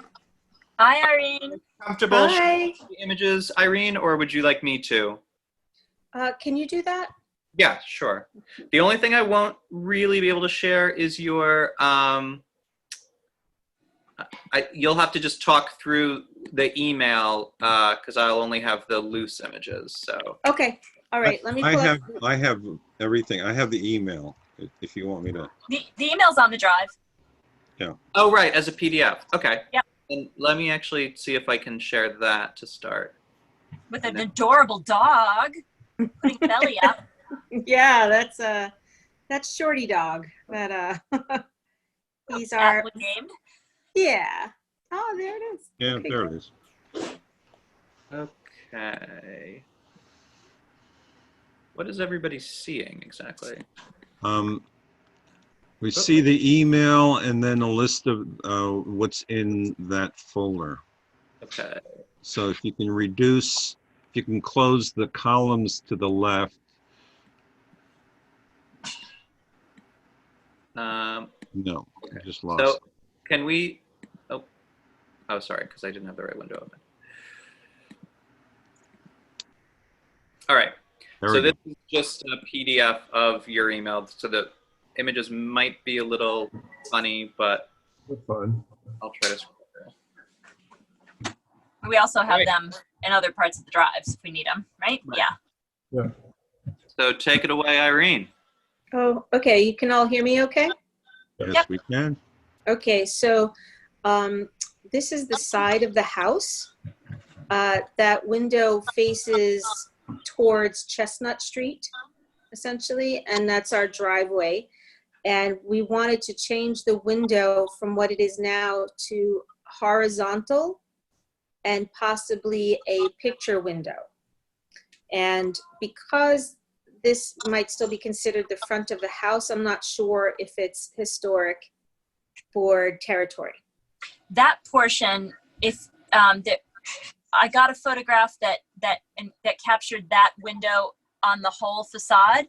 That, I think, is the only portion of this project that is going to end up being visible from the public right of way. Okay. So if you, in the drive, there's 6 Paulding from sidewalk, and you can see that window in the context of the larger facade. I don't know if Sean navigate that. Let me, hold on. I'm actually going to open everything at once.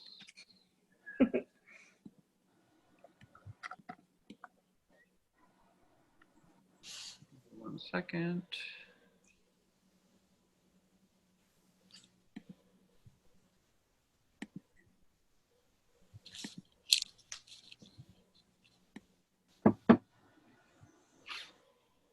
Okay, so Kathleen, I love trash. is this the There photo? we go. There you go. Yep, that's it.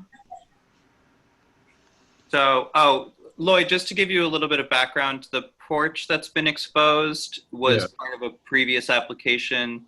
I think it was before you joined. So when we get to that, that's why it's sort of in process. So you're talking about this window and then possibly adding a second window next to it? I don't know if we would add a second window as much as make that window horizontal. Raise the base of the window, like heighten it, so it doesn't take up the entirety of the wall. Mm-hmm. What are you trying to do behind it? Is it a counter? Perhaps a counter or a little bit of storage, and that depends on how much we bump out the back. Okay. So it might be the eating space, it might be a little storage area, but the window doesn't, the way the window takes up, like if you were sitting on a chair, your back would be the window. Right, Yeah, right. got it. So we were hoping to make it horizontal and higher. So then maybe the window would start at the back of your neck. You know what I mean? Like, so it wouldn't be the whole wall. So maybe some of this. It's not that it would necessarily be an awning window, sort of as you've sketched out here, but it would just be a larger horizontal window that was higher up than this current window. Correct. I don't know if it would start where the middle of that window is. Do you know what I mean with the break of that window? I don't know if that's where it would start, but correct. It would be horizontal. I'm not sure what an awning window is. But I would imagine this window that I'm picturing could be opened or closed somehow. Maybe it is 2 small windows side by side. I don't know. Do you know what I mean? Like, I'm not sure if it's 2 windows side by side or 1 horizontal window that would take up that space appropriately. And it sounds like what you're the things that would drive that decision are dependent upon what design solutions you come up with at the rear of the structure, which has very limited visibility from a public right of way. So one thing that I was thinking about when I walked in your backyard today was maybe, I don't think we've already approved the modification of a window on this facade. It's not unimaginable to think about a change of a window there, but potentially you could accomplish, depending on how you design it, you could accomplish the modifications you need on the back that would make the modification of the window unnecessary. So maybe you're at a point where you want to, given the flexibility you have on the back side, think about the back more before you make a decision about the window.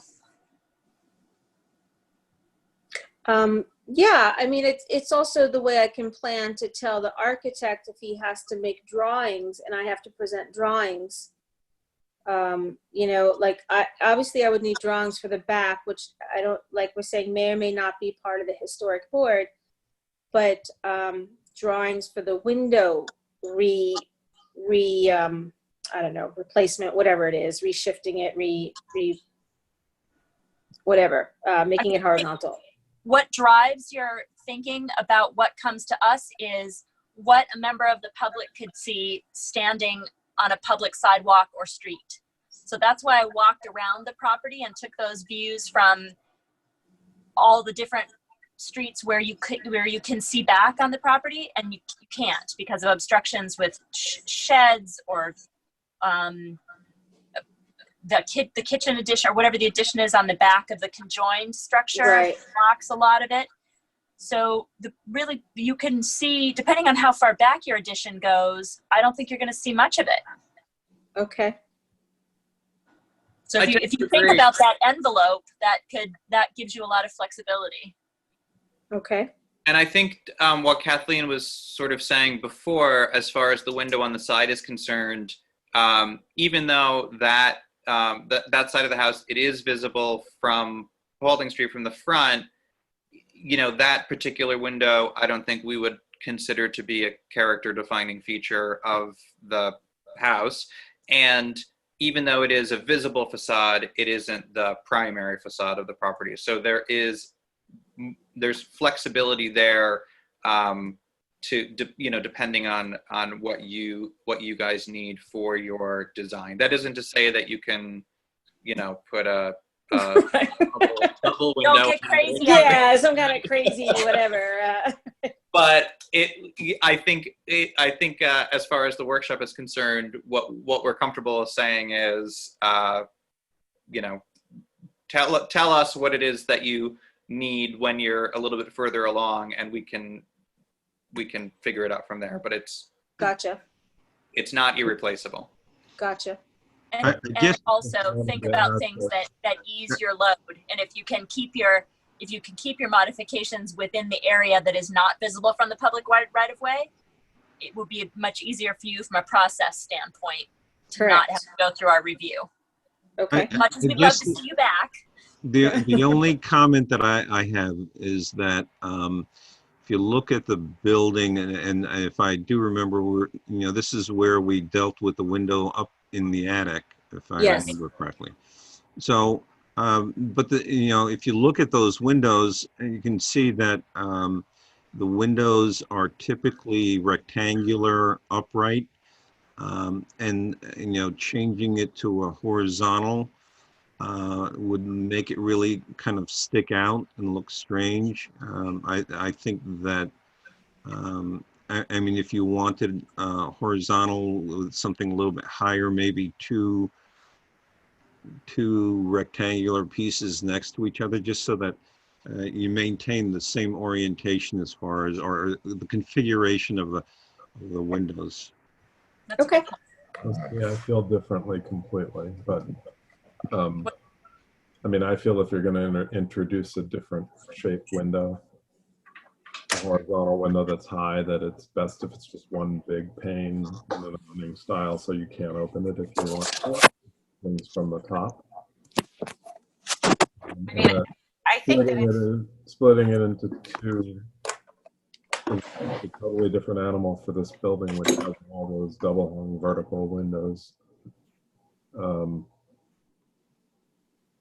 Yeah, and I guess I'm going the direction of make it, noticeably different and distinguishable as something new and not original to the building or trying to copy it. I would come down on the side of Lloyd there.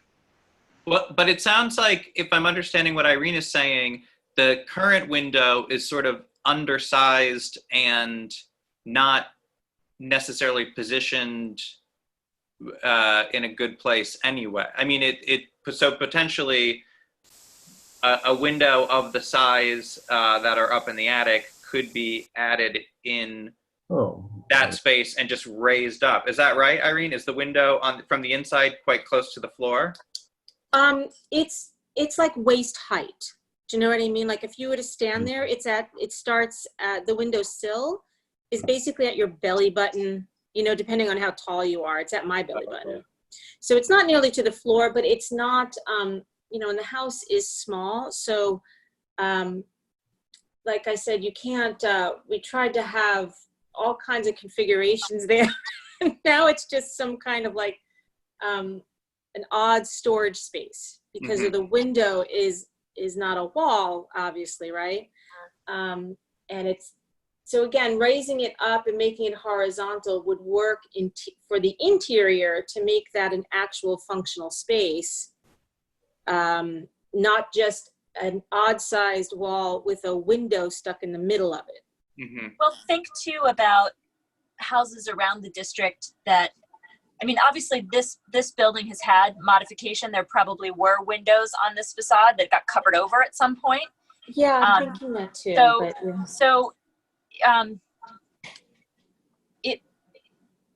Where was I going with that? Oh, so I'm thinking about buildings, not necessarily as old as this one, but you do think about staircase windows that sit higher and are square or rectangular, and it's possible that some configuration like that would work. I agree with Lloyd that since that window is already it's already an oddball.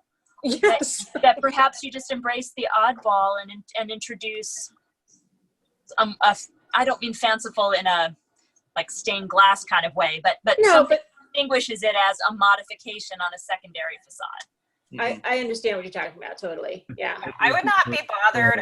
I agree with Lloyd. I wouldn't be bothered by something that, maybe something horizontal that maybe reads more utilitarian in nature because, houses have kitchens and they have bathrooms and sometimes that's the kind of window you have to use. Right. So. I think you might find a clue as to what was there on the conjoined structure, maybe on their east elevation, because they didn't rip everything out and put vinyl on, so they probably have some of the old windows. Yeah, and it does. If you look at the photo that says view here. Sorry, there's one picture here that I think. Yeah, exactly. There you go.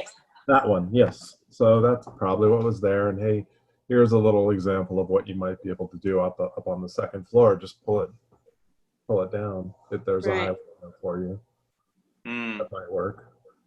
Maybe it's wider. Well, and those shingles probably. Oh, sorry.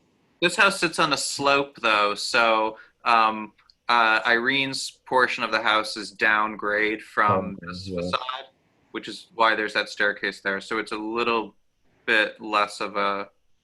The house is less symmetrical in that sense, but I think that there's opportunities, and as Kathleen said, once you decide exactly what's happening in the kitchen, it will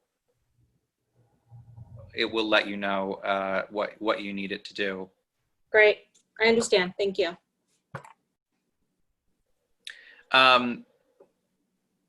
So as far as the kitchen is concerned, I'm just pulling up your email. I think, Kathleen, you're right that very little of it is visible from the public right of way, but one thing to contend with is where it hits the corner of the house. Yeah, that's going to make a big difference.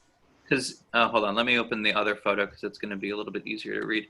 So the way that this has been drafted, it leads me to believe that this wall is going to continue back into the garden and then is going to continue maybe over to about here. So it's going to be 19 of your 24 feet. And when you're saying that you're going to keep a 5-foot alley, that's going to be on the between your extension and the neighbor, not the driveway. Correct. The Right. 5-foot alley would be between us, which is 6 Paulding, and 8 Paulding, which is Right. attached, but you know, there's smart and utility reasons to keep that free. There's another, again, if you look at the picture, so the thing that would have to also accompany though would be this. So you see how the stairs for the front porch, they go out, right? So I would have to add those to the back to get into the kitchen. You know what I mean? Like it would be the same footprint to the front of the house if I added stairs like this to get into the new back of the house. Does that make sense? Oh, I see. So what you're saying is if you maintain, well, let me ask you this just before we get to that. With this, with what you're kind of conceptualizing now, how much space would you be bumping the back of the house back? Not that much. So that's where we're kind of working with the contractor, because the first estimate was quite big. So we're trying to think. They always do. Right. So we are thinking bumping out the structure, maybe only 5 feet, but then having another 5 feet or 6 feet for a deck.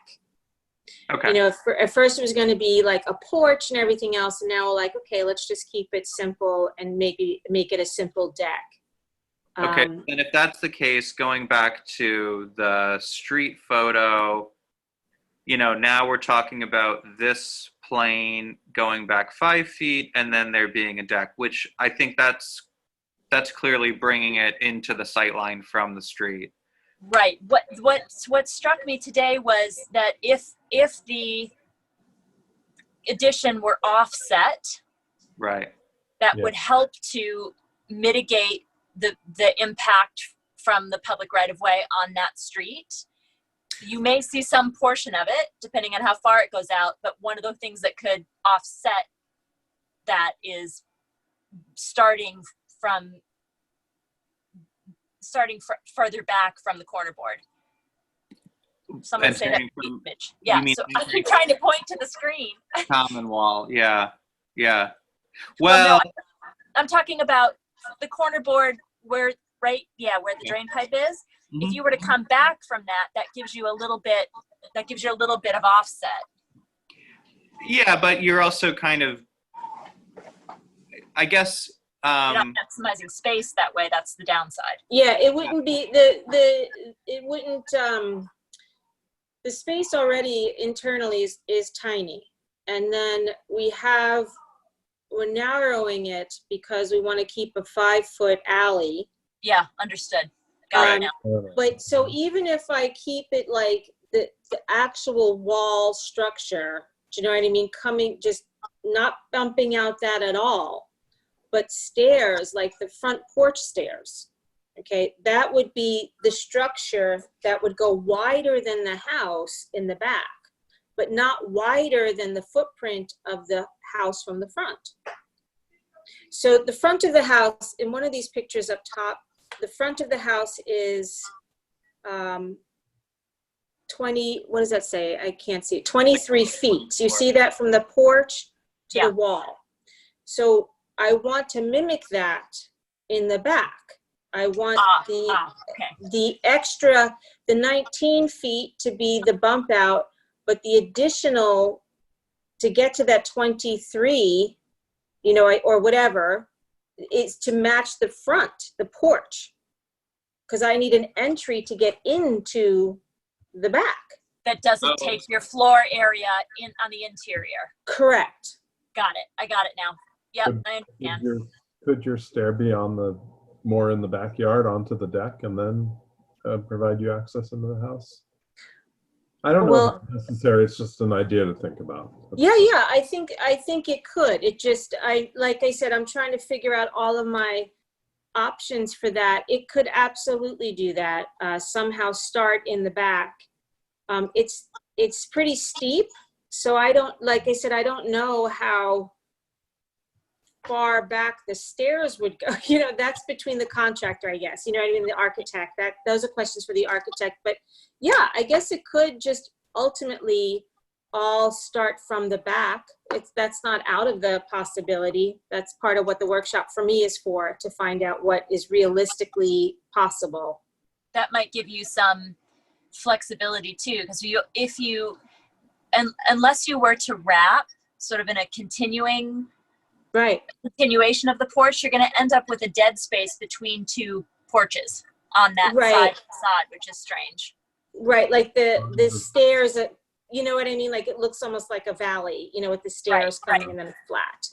Right. There was some way to connect the two porches and have one stair, but I can't think of it. No, we've thought of everything, man. I can't think of anything that makes sense. I hear you. The only thing I can think of that's an alternative that would avoid the bulk of a second stair would be to basically move the stair you have on the back of the house now, move it out on the end of the deck, more into the yard. Right, coming from the yard. Dump into the driveway, so it's convenient when you're there with your car with packages and you can go straight up. Right. Yeah. Right. Just a thought. The one thing to keep in mind as far as that 5-foot alley is that that condenser, is that yours or the neighbor's? The air conditioning condenser is mine.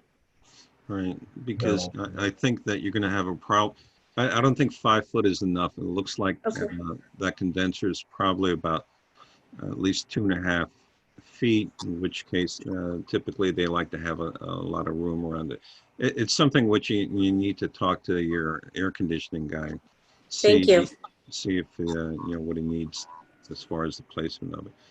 But the thing is depending on how far you're going to take the bump out, I think if you're looking to make it the same width, certainly I would say connecting the porches really makes a hell of a lot of sense.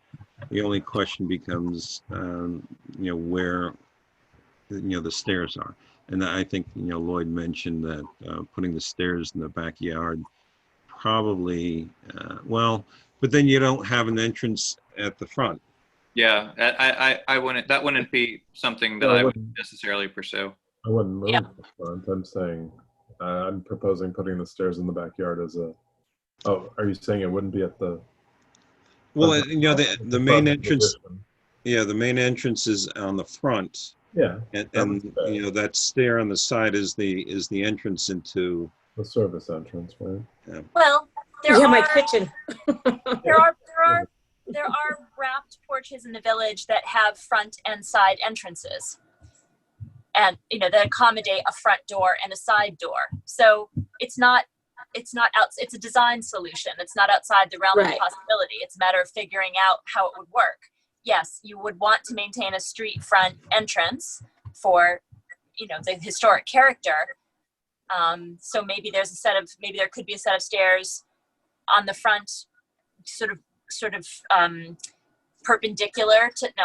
parallel to the main facade, and then another in the back that goes up from the yard. I can't think of any examples of a wraparound porch that's on 3 sides, though. I'm thinking like. No, I'm saying 2. I'm saying 2 sides. It could be one in the front that leads to the driveway, and then one on the back that leads to the kitchen. I don't know of any with 3 either. Yeah, I that may be that might not be a great direction to move into, especially if there's already a porch. That's not what I was suggesting. I was suggesting 2, a front and a rear. But a front and rear, yeah. But that came together on a common porch, a wrapped porch. Obviously on a slope it's a bigger challenge, but it's a design solution that has to be found. Okay. Ben's house, 192 Main, was Ah, yes, probably like that before it was enclosed. I'm looking at that's true. that again. I don't know if she has a stair in the back. I can't remember, but She does, to a door though. It's lower in the back. yeah, because they windowed it in. They windowed that porch in. But, Yep. Um, That is yeah, an interesting they- example. To one, do you know, The one, neighbor. 192 Main is where the Zoriks and Whalens live. I might know them if I saw them. I don't know anyone's last It's- name. two up from where Whistling Willie's was. The second upslope structure from Whistling Willie's. It's a blue Gotcha. house. Yes, I know the house. Yeah, I know them. Yeah, it's very pretty. The Very, one very that- that- enviable. Yeah. Yes. One of the enviable homes, right? Like one Yes. of those very pretty, enviable homes. Yes. That's what yours will be when you're done. Yes. Yes. Once it's painted and freshened up, of course. I could show you. I have it up on my screen. Well, never mind. You know where to find it.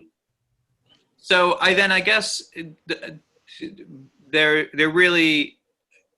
I don't think that we should be encouraging Irene to try to have her architect draw this in such a way that it would not be visible and would not have to come under review, because that seems like Yeah, I think you're right. a very, very small space. So you should plan on, having them draw it up for our review. Don't Gotcha. consider that to be a limitation, because that's.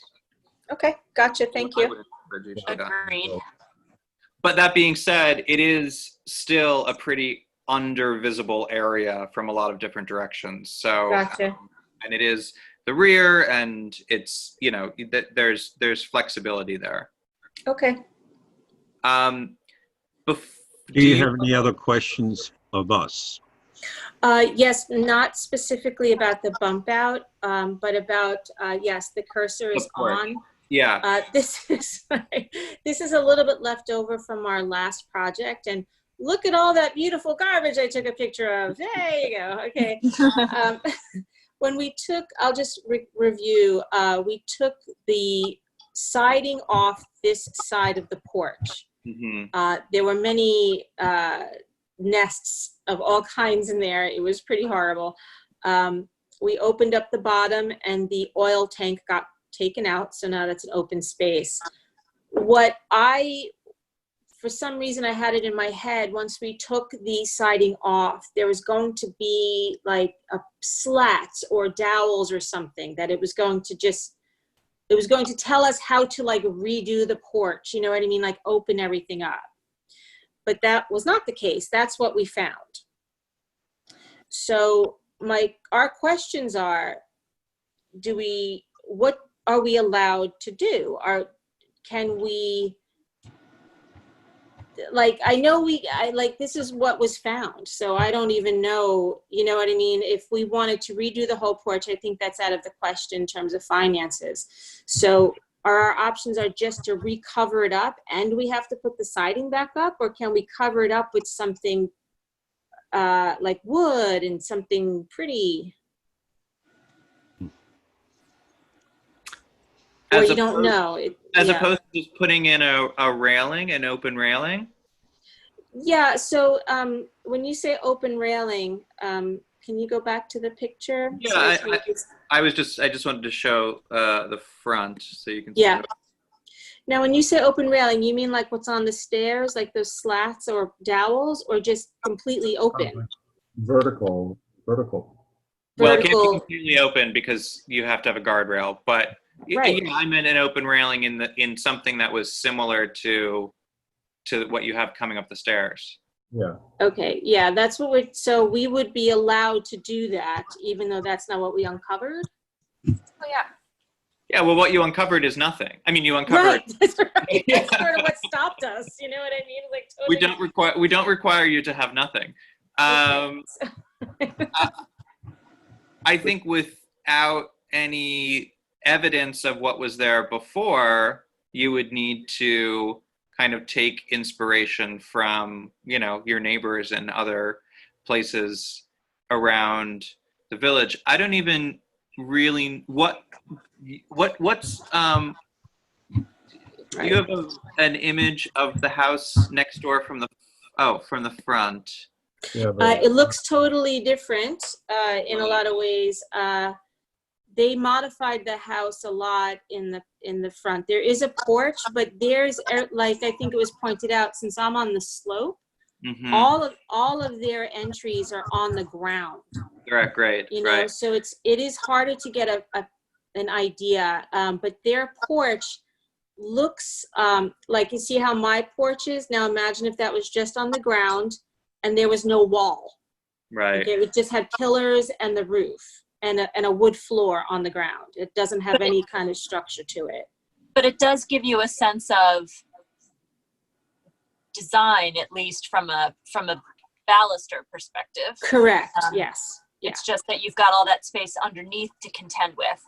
Correct. I mean, I feel like it would be a long, if you were to think about the ways that people commonly come at this situation of opening a porch, you know, you end up with vast swaths of lattice. And I think that you've got some opportunities to be creative, because it would not have been necessarily enclosed the way it is now. I think I told you about, did you have a look at the house it's outside of the district, but it's an example of a house on a steep grade like this. I have to look up the number, but it's Malachi Cleary's house. Oh yeah, I know Malachi. Yeah. Okay, so that porch, that's an example of an open porch area underneath, and you can see the basement entrance, which I did notice today on yours. Your basement entrance is there, so it's not pretending to be a fancy porch. Right. Still, you know, it's utilitarian, but it's attractive. And so maybe demonstrating what's underneath that porch in some simple and creative way is an option. Okay. You know, I couldn't tell. I didn't want to be creepy and put my hands against the glass. Yeah, you could totally come in. No one would have cared. The dog wouldn't care. My God, what are you kidding me? Jeez. But I don't know if there are masonry columns behind that section of vinyl holding up the porch. What's holding up what's behind the vinyl on the front side? A little bit of faith. There is. Oh, okay. So okay, that door is open. All right. Oh, I see some duct tape. Yeah. So if you look, there's a can of paint resting on something. That is concrete, and that begins the stairs to go down to the actual door into the basement entry.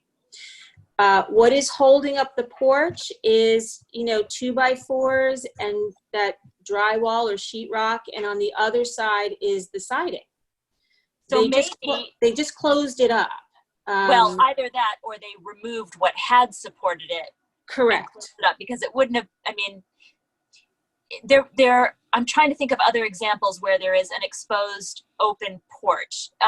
On the corner of Main and what? One on Garden Street, I think, not far from the one we just reviewed. Oh, right. I don't remember the number on the north side. Yeah, that's probably like 22.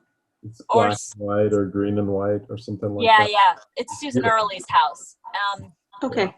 Susan Early's house has it. Shannon Keegan has an open porch underneath. Yeah. Totally different style from your house, but just for design inspiration. Across from 192 Main, on the corner of Main and Chestnut, is the gray brick that one. house that has it open. It is not open, it's glassed in, but you can see the structure that holds up the porch. So maybe an option for you to open that out and, put some sort of column or pilaster that's visible, like a brick or a stone pilaster. I keep trying to point to the screen. I know, right? on the corner of, so that you can see the structure. You can see structural supports and see your basement entrance. Right. No, I do know what you're talking about, and I do have this dream of making it into like that beautiful gray brick house in the corner. Like it's somehow windows, and you look in, and that's light into the basement. Right. So maybe as you think about your design, you sort of have whatever your dream end goal is, and think about what ways you could come at that in a stage is not the word I want. In a phased way. Like this idea gets us closer to my dream of having the glassed-in porch. Right. No, I totally understand. It's just, it all comes back down to, cost because of the structure, the concrete that is ultimately holding up that porch, it goes quite deep. And then, we talked to somebody about it got so complicated and got so intimidating that it was like, just back away, Yeah. But it is a fun idea to play with, definitely. And What's the finish on the inside of the rail at the entrance? Yeah, I had that Finish- same question. In other words, is it horizontal wood? I mean, from the porch. the porch. If you go to the picture with it exposed, It's beadboard, right? it's beadboard. Vertical Yeah, beadboard, yeah. it's Okay. beadboard. It's interesting to me. I Well, wanted Beadboard. Yeah. the original. Yeah, and so it looks like that was a solid rail, because if you also look at the posts, you can see that they terminate at the top of the rail as opposed to carrying through. So at least one element as far as the design goes is that rail was probably solid on the 2 sides or 3 sides that is solid right now. When you say solid, do you mean covered? I don't want to. Yeah, in other words, there was a discussion as to whether or not you should have an open rail, Right. Okay. like on the stair. But it looks like what was there originally is in fact, a beadboard, half-height wall, cripple wall. Like skirt, almost. Yeah. So, at least. How original do you think that would have been, Al? Because well, I'm just seeing that these are the edge. You can see the edge of the floorboards coming through, but I guess that makes sense that they would have decked it before they installed the wall. Yeah. Yeah. My house in Ithaca has a porch like this, and it is beadboard. Okay. The wood extends beyond, and it's beadboard from the sort of thigh-high railing down. Right. Okay. And it's not it's not original to the house, but it's probably from like 1900. But it's this kind of structure. Okay. And it also, it affords a little bit of privacy on the porch too, which might be something you're interested in considering. Like snow and rain don't, the snow doesn't get on the porch, basically. You know what I mean? Like it has that kind of protection. Yeah. And there's I can send you some photographs. I'm actually going up this weekend, but there's at certain locations along the beadboard, there's a little rectangle cut that allows drainage for water to go out. Yes. Gotcha. Okay. Yeah, that might be a good clue as to what was there, although it could have been added later. Yeah.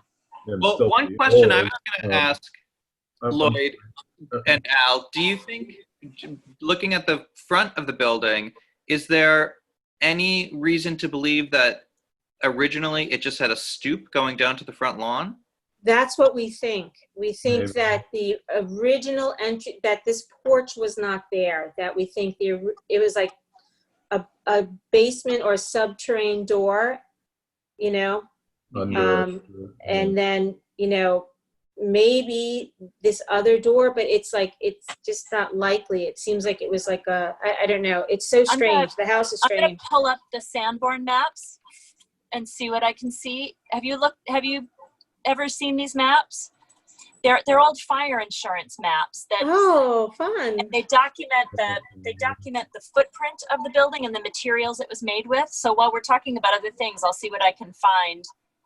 I was gonna say that even if that might give you some indication about what was there, this interior finish that we were just looking at. Right. So your neighbor, I can vaguely see on Google Maps, I can vaguely see a railing there, and there's plenty of examples of railings that you might mimic. But then also, if you go back to that picture on the side where you looked at the trash, the easiest way to identify it. I'm thinking that it probably was, I'm pointing to the screen and I'm the only one who can see it, but that white column that's in the left side of the image under 2. Yeah. There were probably 1, 2, a third one at the corner, and those probably just wrapped around the corner. So Right. in 1887, Right. the house, Simple. the structure is a rectangle, a simple rectangle. So let me see when we get the porch. And just so you know, the Mancuries live across the street from me. Mr. Mancurie, this was his grandmother's house, and his Oh, gosh. brother lived in this house. Yeah, so Yeah, well, I'm that's some always trying to get him to beautiful find pictures, and he just kind of laughs me off, so. Their porch is beautiful though, and they have some beautiful railing. Yeah, they have a nice, and I think that was the house he grew up in. I think they modified it at some point, but I feel like they told me that's the house he grew up in. Wow. That's so foreign to me to be in the same house your whole life. I know, right? It's kind of crazy. Happens. It's going to take me a few minutes to go through these, but I'll send you these maps so you can see. That would be great. Thank you so much. That's so interesting. I'd love to see them too if you. Oh, sure. I can put them on the drive so they're accessible to the board. Here you go. So porches were added between 1887 and 1897, and the first configuration were 2 square stoops, 1 at each corner on the front facade. Okay. Right. So essentially, it was just a basic Stoop entry on porch. each end. Yep. Yeah, so it would be there was a deck deep enough to cover the steps going into the basement, basically, and then the staircase went straight down towards the sidewalk. Yeah. Okay. Interesting. So something to consider going forward, Irene, is depending on the configuration of your deck in the back, Right. and depending on how you use the space under the kitchen extension as it pertains to, the recycling bins and everything else and some bicycles, do you still want to have this whole porch constructed on the front? Would you rather open it up more?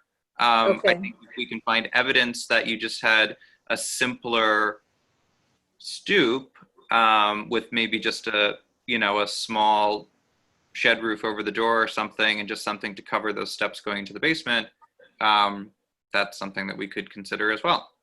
Okay. Well, By 1905, a porch was added across the front. Okay. So it was a short-lived stoop, but it was a stoop that was there. It was there. It was Wait, there, the so you have porch- precedence for doing it. The porch went across both units or just Irene's? It's identified as across both on the map, but it's just drawn as a dotted line. It's just the footprint. It's not Right. no detail. Because the other thing which you may want to take a look at is that the porch on the front certainly takes up a certain amount of square footage. Right. And you may be able to use that in the back as opposed to the front. That's kind of what I was thinking, because if you're not really using the porch for, I don't know, if it doesn't really give you usable sort of entertaining space. Right. It really just gives you nice coverage when you're getting out of the car and going in through the front door. But if in the future you're going to be more likely to be using the kitchen entrance and the back door, it might not be something that needs to be maintained in its current form. All too true. I'm saying, I guess what I'm saying is, I would be open to you removing the porch and replacing it with something much smaller and simpler if it was not useful anymore. Do you know what I I mean? understand. Yeah, I understand. And if it helped you to meet your interior design program. Exactly, yeah. Right. So you're And you probably suggesting brought more light into your front door. You're suggesting to redistribute that lot coverage to the back? Is that what you're saying? Yeah. So that was my question, though. So the footprint of the front of the house matching that to the back of the house. That's exactly what I asked before. So that shouldn't be an issue if it matches the same width of the footprint of the front. Well, it's not that simpler. Simple. Okay. What you have to do is you have to take a look at the lot size of the lot, how much Okay. you're covering already, to figure out your lot coverage. You have to look at setbacks and stuff like that. There are a lot of other. It's not that simple. I mean, it sounds like it's a doable concept, but there are a lot of things that your architect needs to check out to make sure. Of course. Okay. And Irene, the other thing to think about is we will workshop with you for as long as you want. Bounce ideas around. We would rather have you workshop and bounce ideas than commit to something and spend before you've got it in a direction you feel happy with. Gotcha. Okay, thank you.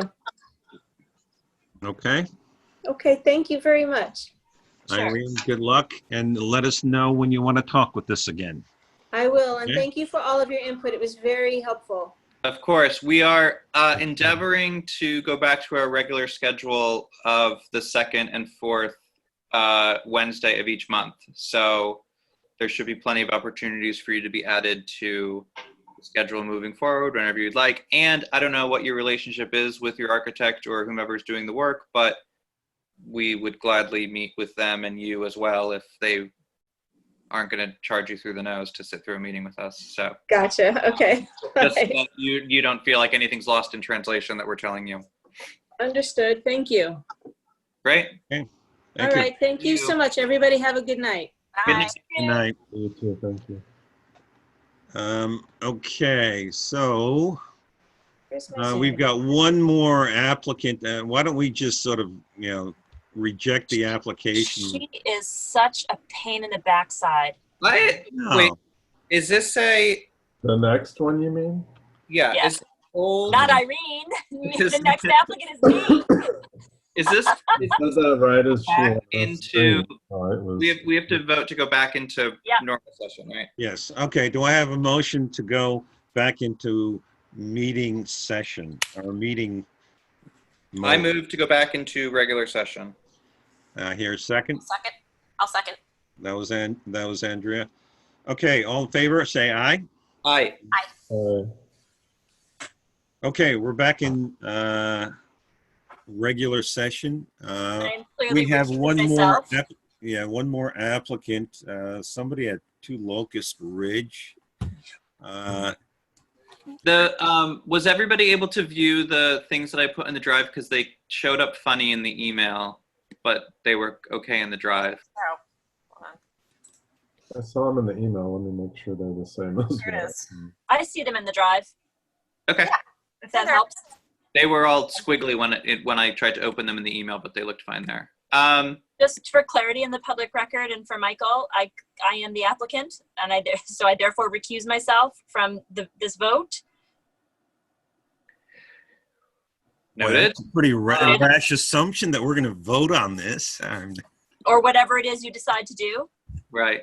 So, Michael, the what Kathleen has here is a shed that we issued a certificate of appropriateness for last spring, but she never got her ZBA clearance and is actually now considering moving it to a different part of the yard. So this is a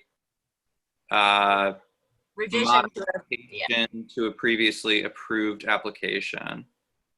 I never got the variance because I hated where it was proposed to be.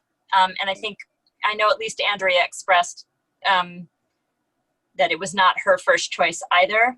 I don't have a driveway, and the house, we are literally on the ridge. It's a front slope and a back slope, so there's nowhere to get. We don't have a driveway to put things in like bikes and such. And the kids' bikes are too big for the porch. So that's where it began. We were hoping to put it in the very back corner at the northeast corner where it was least visible. And we didn't think we could make it fit, but we found a workaround where we can make it fit. So originally, when I came to you last time, I asked to put it up against my fence on the south side, behind the Hoffman's existing fence. Right. But I felt like I was giving over all of my usable space in the backyard. So going back, finding a way to make it work in the place I originally wanted is shifts it across to the north side at the back, at the top of the back slope, and creates this sort of utility corridor with the garbage container and the grill. Gets all of that stuff, all of that utilitarian stuff on one side. It is within, back to the earlier application, I still need a rear yard setback variance of about 2 feet. I'm sorry, side yard setback variance of about 2 feet. Because if I were to comply with the side yard variance there, it would be sort of on top of my patio. But I would rather take a better location to them than the location I brought to you last year. And you can't put it between, I'm just looking at your drawing. Is it unable to fit between your bin container and that tree? There is a massive, I should have drawn it out more. There's a massive hydrangea there, not hydrangea, forsythia along the gate there. That hedge actually has grown since that survey. I did a tracing of the survey to do this. The hedge is actually bigger now, 13 years later, than it was, and it extends all the way to the gate and right up to the garbage bin. So it shields the garbage bin and gives privacy to the neighbors next door. Okay. Okay, can you point to the stuff on the drawing? I think I'm following you. I just want to make sure I understand what I am actually with you on my phone because my laptop is having connectivity problems. So I'm looking. I can share. I'm not connected by my phone. Sean can pull it up. Yeah. Okay. Okay. So this is the original plan. Yeah. This is the front of the house. This is where the shed was going to go. Now, or it was Originally, this is what was approved. Okay, where it was originally approved. Yeah, and what's but now where do we want to put it? Basically, on the opposite side of the yard. And also the impact from public rights of way is less on that side. I have a sheet there showing you, I mean, now it's summer, so the trees are all filled in. But in the winter, it will be a lesser impact as well. I mean, it's back 40, I've got my ZBA chart here somewhere. It's like 80 feet back from the front line. It is 80 feet back from the front. It's 12 feet back from the rear yard, 4 feet back from the Main Street side, and I'm hoping that it will be 2 feet back from the property line on the north side. Yeah, I would say it's not quite visible from anywhere. Yeah, I wouldn't think it. What this is a little unrelated, but why is your fence pulled back from your property line? Because the property line drops off dramatically. It's a 12-foot steep drop. Okay. I am literally on the ridge of Locust Ridge. Right. Okay. So at where the fence is the last level spot in the yard. Right. So by putting your shed in that corner, there's never any opportunity in the future for that fence to be pushed back further because you would die. Well, in order to reclaim that space as yard, it would be, a huge retaining wall and a ton of infill. Yeah. That corner, if you remember recently, we reviewed Marianne Remy's fence at 5 Cedar Street. Yeah, for the so dog. there's a 12-foot drop from my fence to her fence, and it's just it's a forsythia, a slope of forsythia and deutzia, because there's nothing else, and trees, because it's too steep to do anything else with. Right. Okay. Well, I have no opposition to moving the shed from one side to the other. I mean, I think for all of the same reasons we discussed last time, it doesn't bother me. Doesn't bother me either. All right, does anybody have any questions? Better. No. Okay, so we have, the application is a modification of a previously approved certificate of appropriateness, where we're moving the shed from one side of the yard to the other. I'm going to call for a vote. Everybody in favor? Well, first of all, do I have a motion to approve the change? Yeah, I would move to approve it as submitted or as modified. I will second that. Okay, Andrea seconds. All right. All in favor, say aye. Aye. Aye. Okay, it's approved 4-0. Thank you very much. Now I've got to go through ZBA, so Great. that goes. Okay, I guess the other thing, it's now 9:30, but at some point, what we ought to do is get caught up on the minutes, because just looking at it, we don't have any minutes for all of 2020. Not that we have that many, but at least let's not get too far behind. We did more. I thought I sent you I have to go through my emails, Al. I thought I sent you a batch from. Well, we had two draft sets of minutes from February. And then there was another meeting that we had in March, which we never really had minutes for. And we'll have, I guess we had a couple of minutes we need to sort of compare notes to see about the design standards, which should be pretty We had straightforward. a couple, yeah. I'll write those if that needs to be done. Then there was a meeting back in January, I think it was. I wrote this all down somewhere, but now I can't find it. Well, that's just that I was looking at that, and I noticed that it just from what I could find was that we canceled the January meeting because there were no applications. There were no applications. Right. And we are looking at having another meeting towards the end of January, and that I'm not too sure of. Yeah, that's the one I'm not clear on. I don't even have it in my calendar, which is unusual. I don't know. How can we not have other minutes up? Because we've approved chunks of other minutes. That's what I was saying. I swear I sent Al a batch. Unless it was from the fall.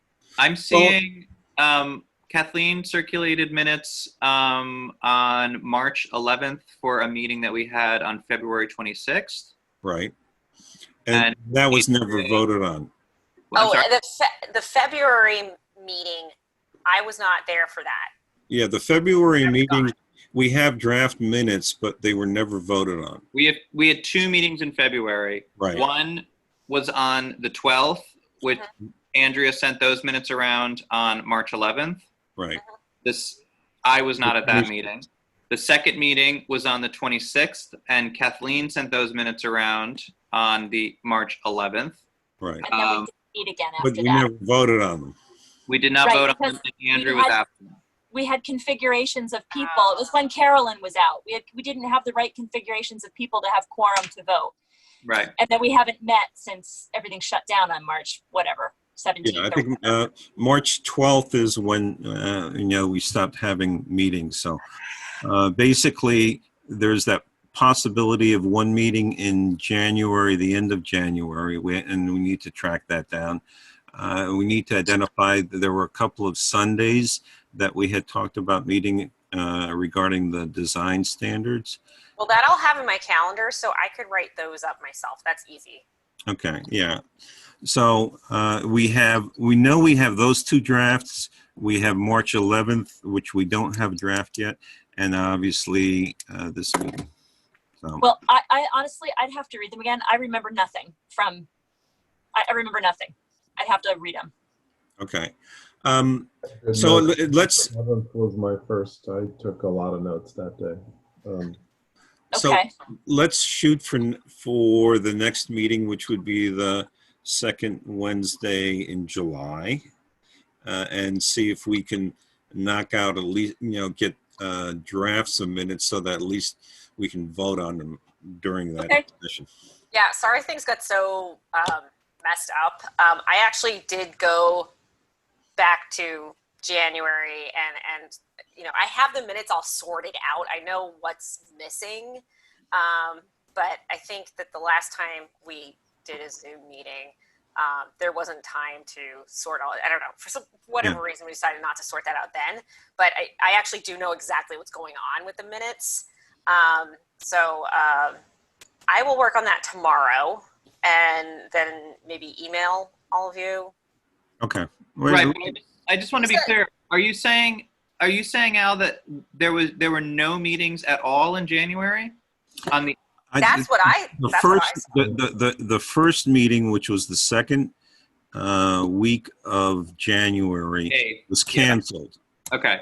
And because I found an email that I sent to Jeff saying that we're canceling the meeting because we have no applications.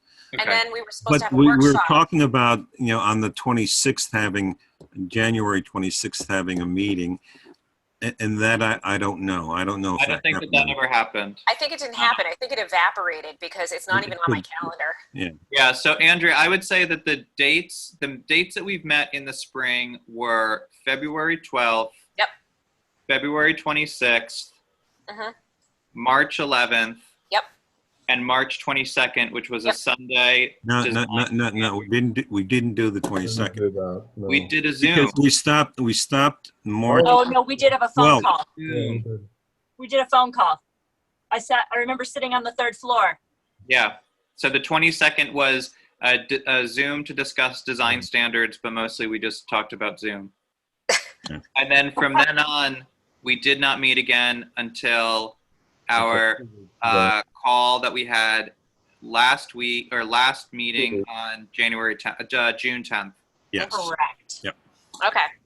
Which again was just a call to talk about how we're going to use Zoom and then to talk about the standards. So. Yep.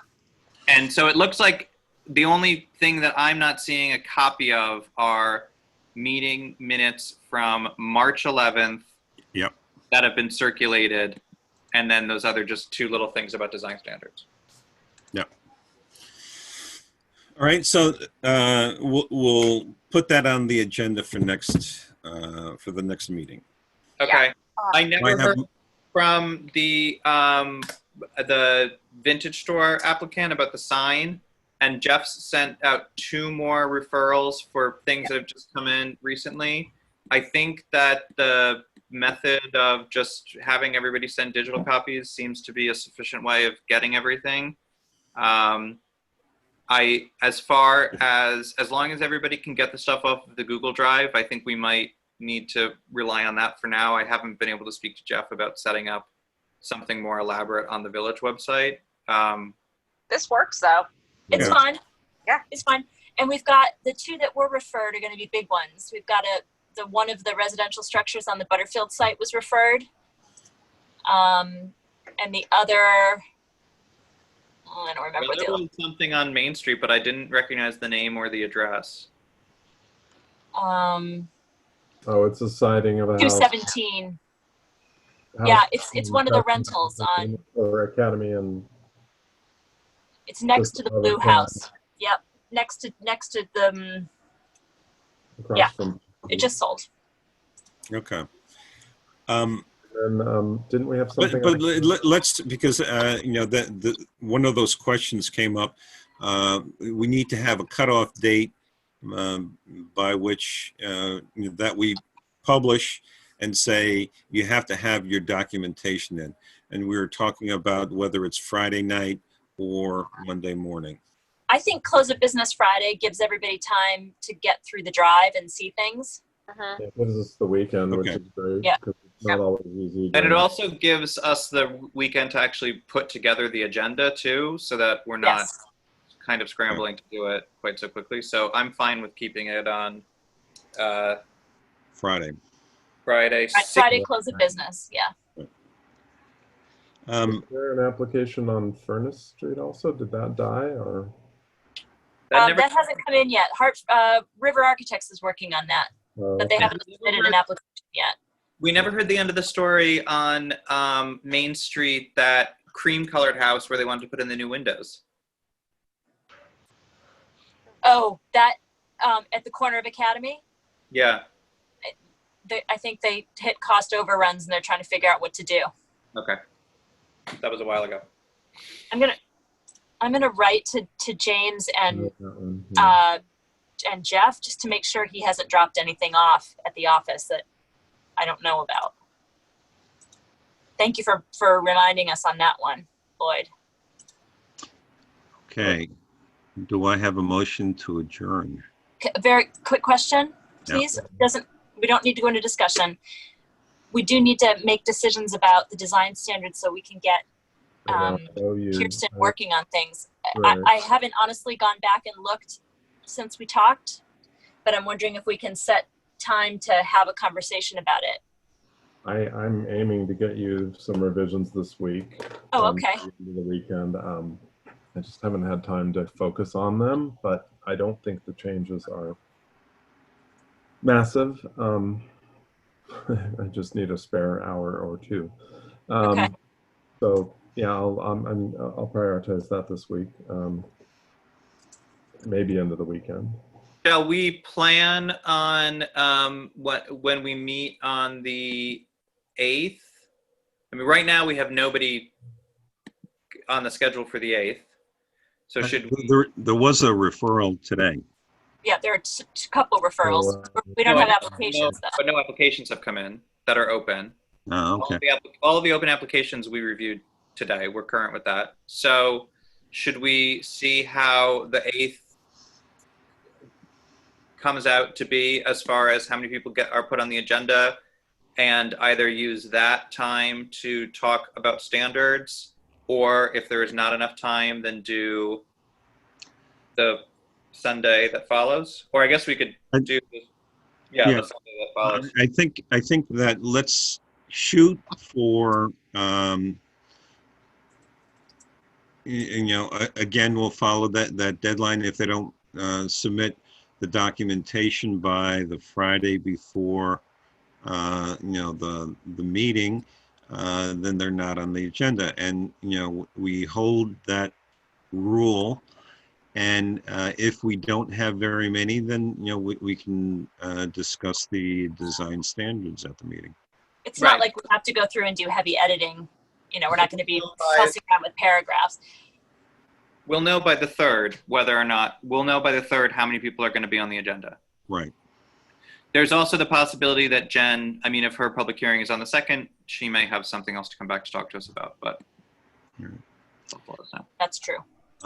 Michael, do you have any issues or questions concerning what we're doing? Nope. Have the trustees made any indication of how long we're going to be in this holding pattern? Not to me. It hasn't come up in any of the meetings. Okay. I assume it's going to be this way for a while. Yeah. That would be my guess, but you might want to reach out to Marie early. Okay. Okay. Cool. So do I have a motion to adjourn? So moved. A second? I'll second. All in favor, say aye. Aye. Bye. Good All night. right. All right, everybody. Good Right. Good night, everybody. Recording.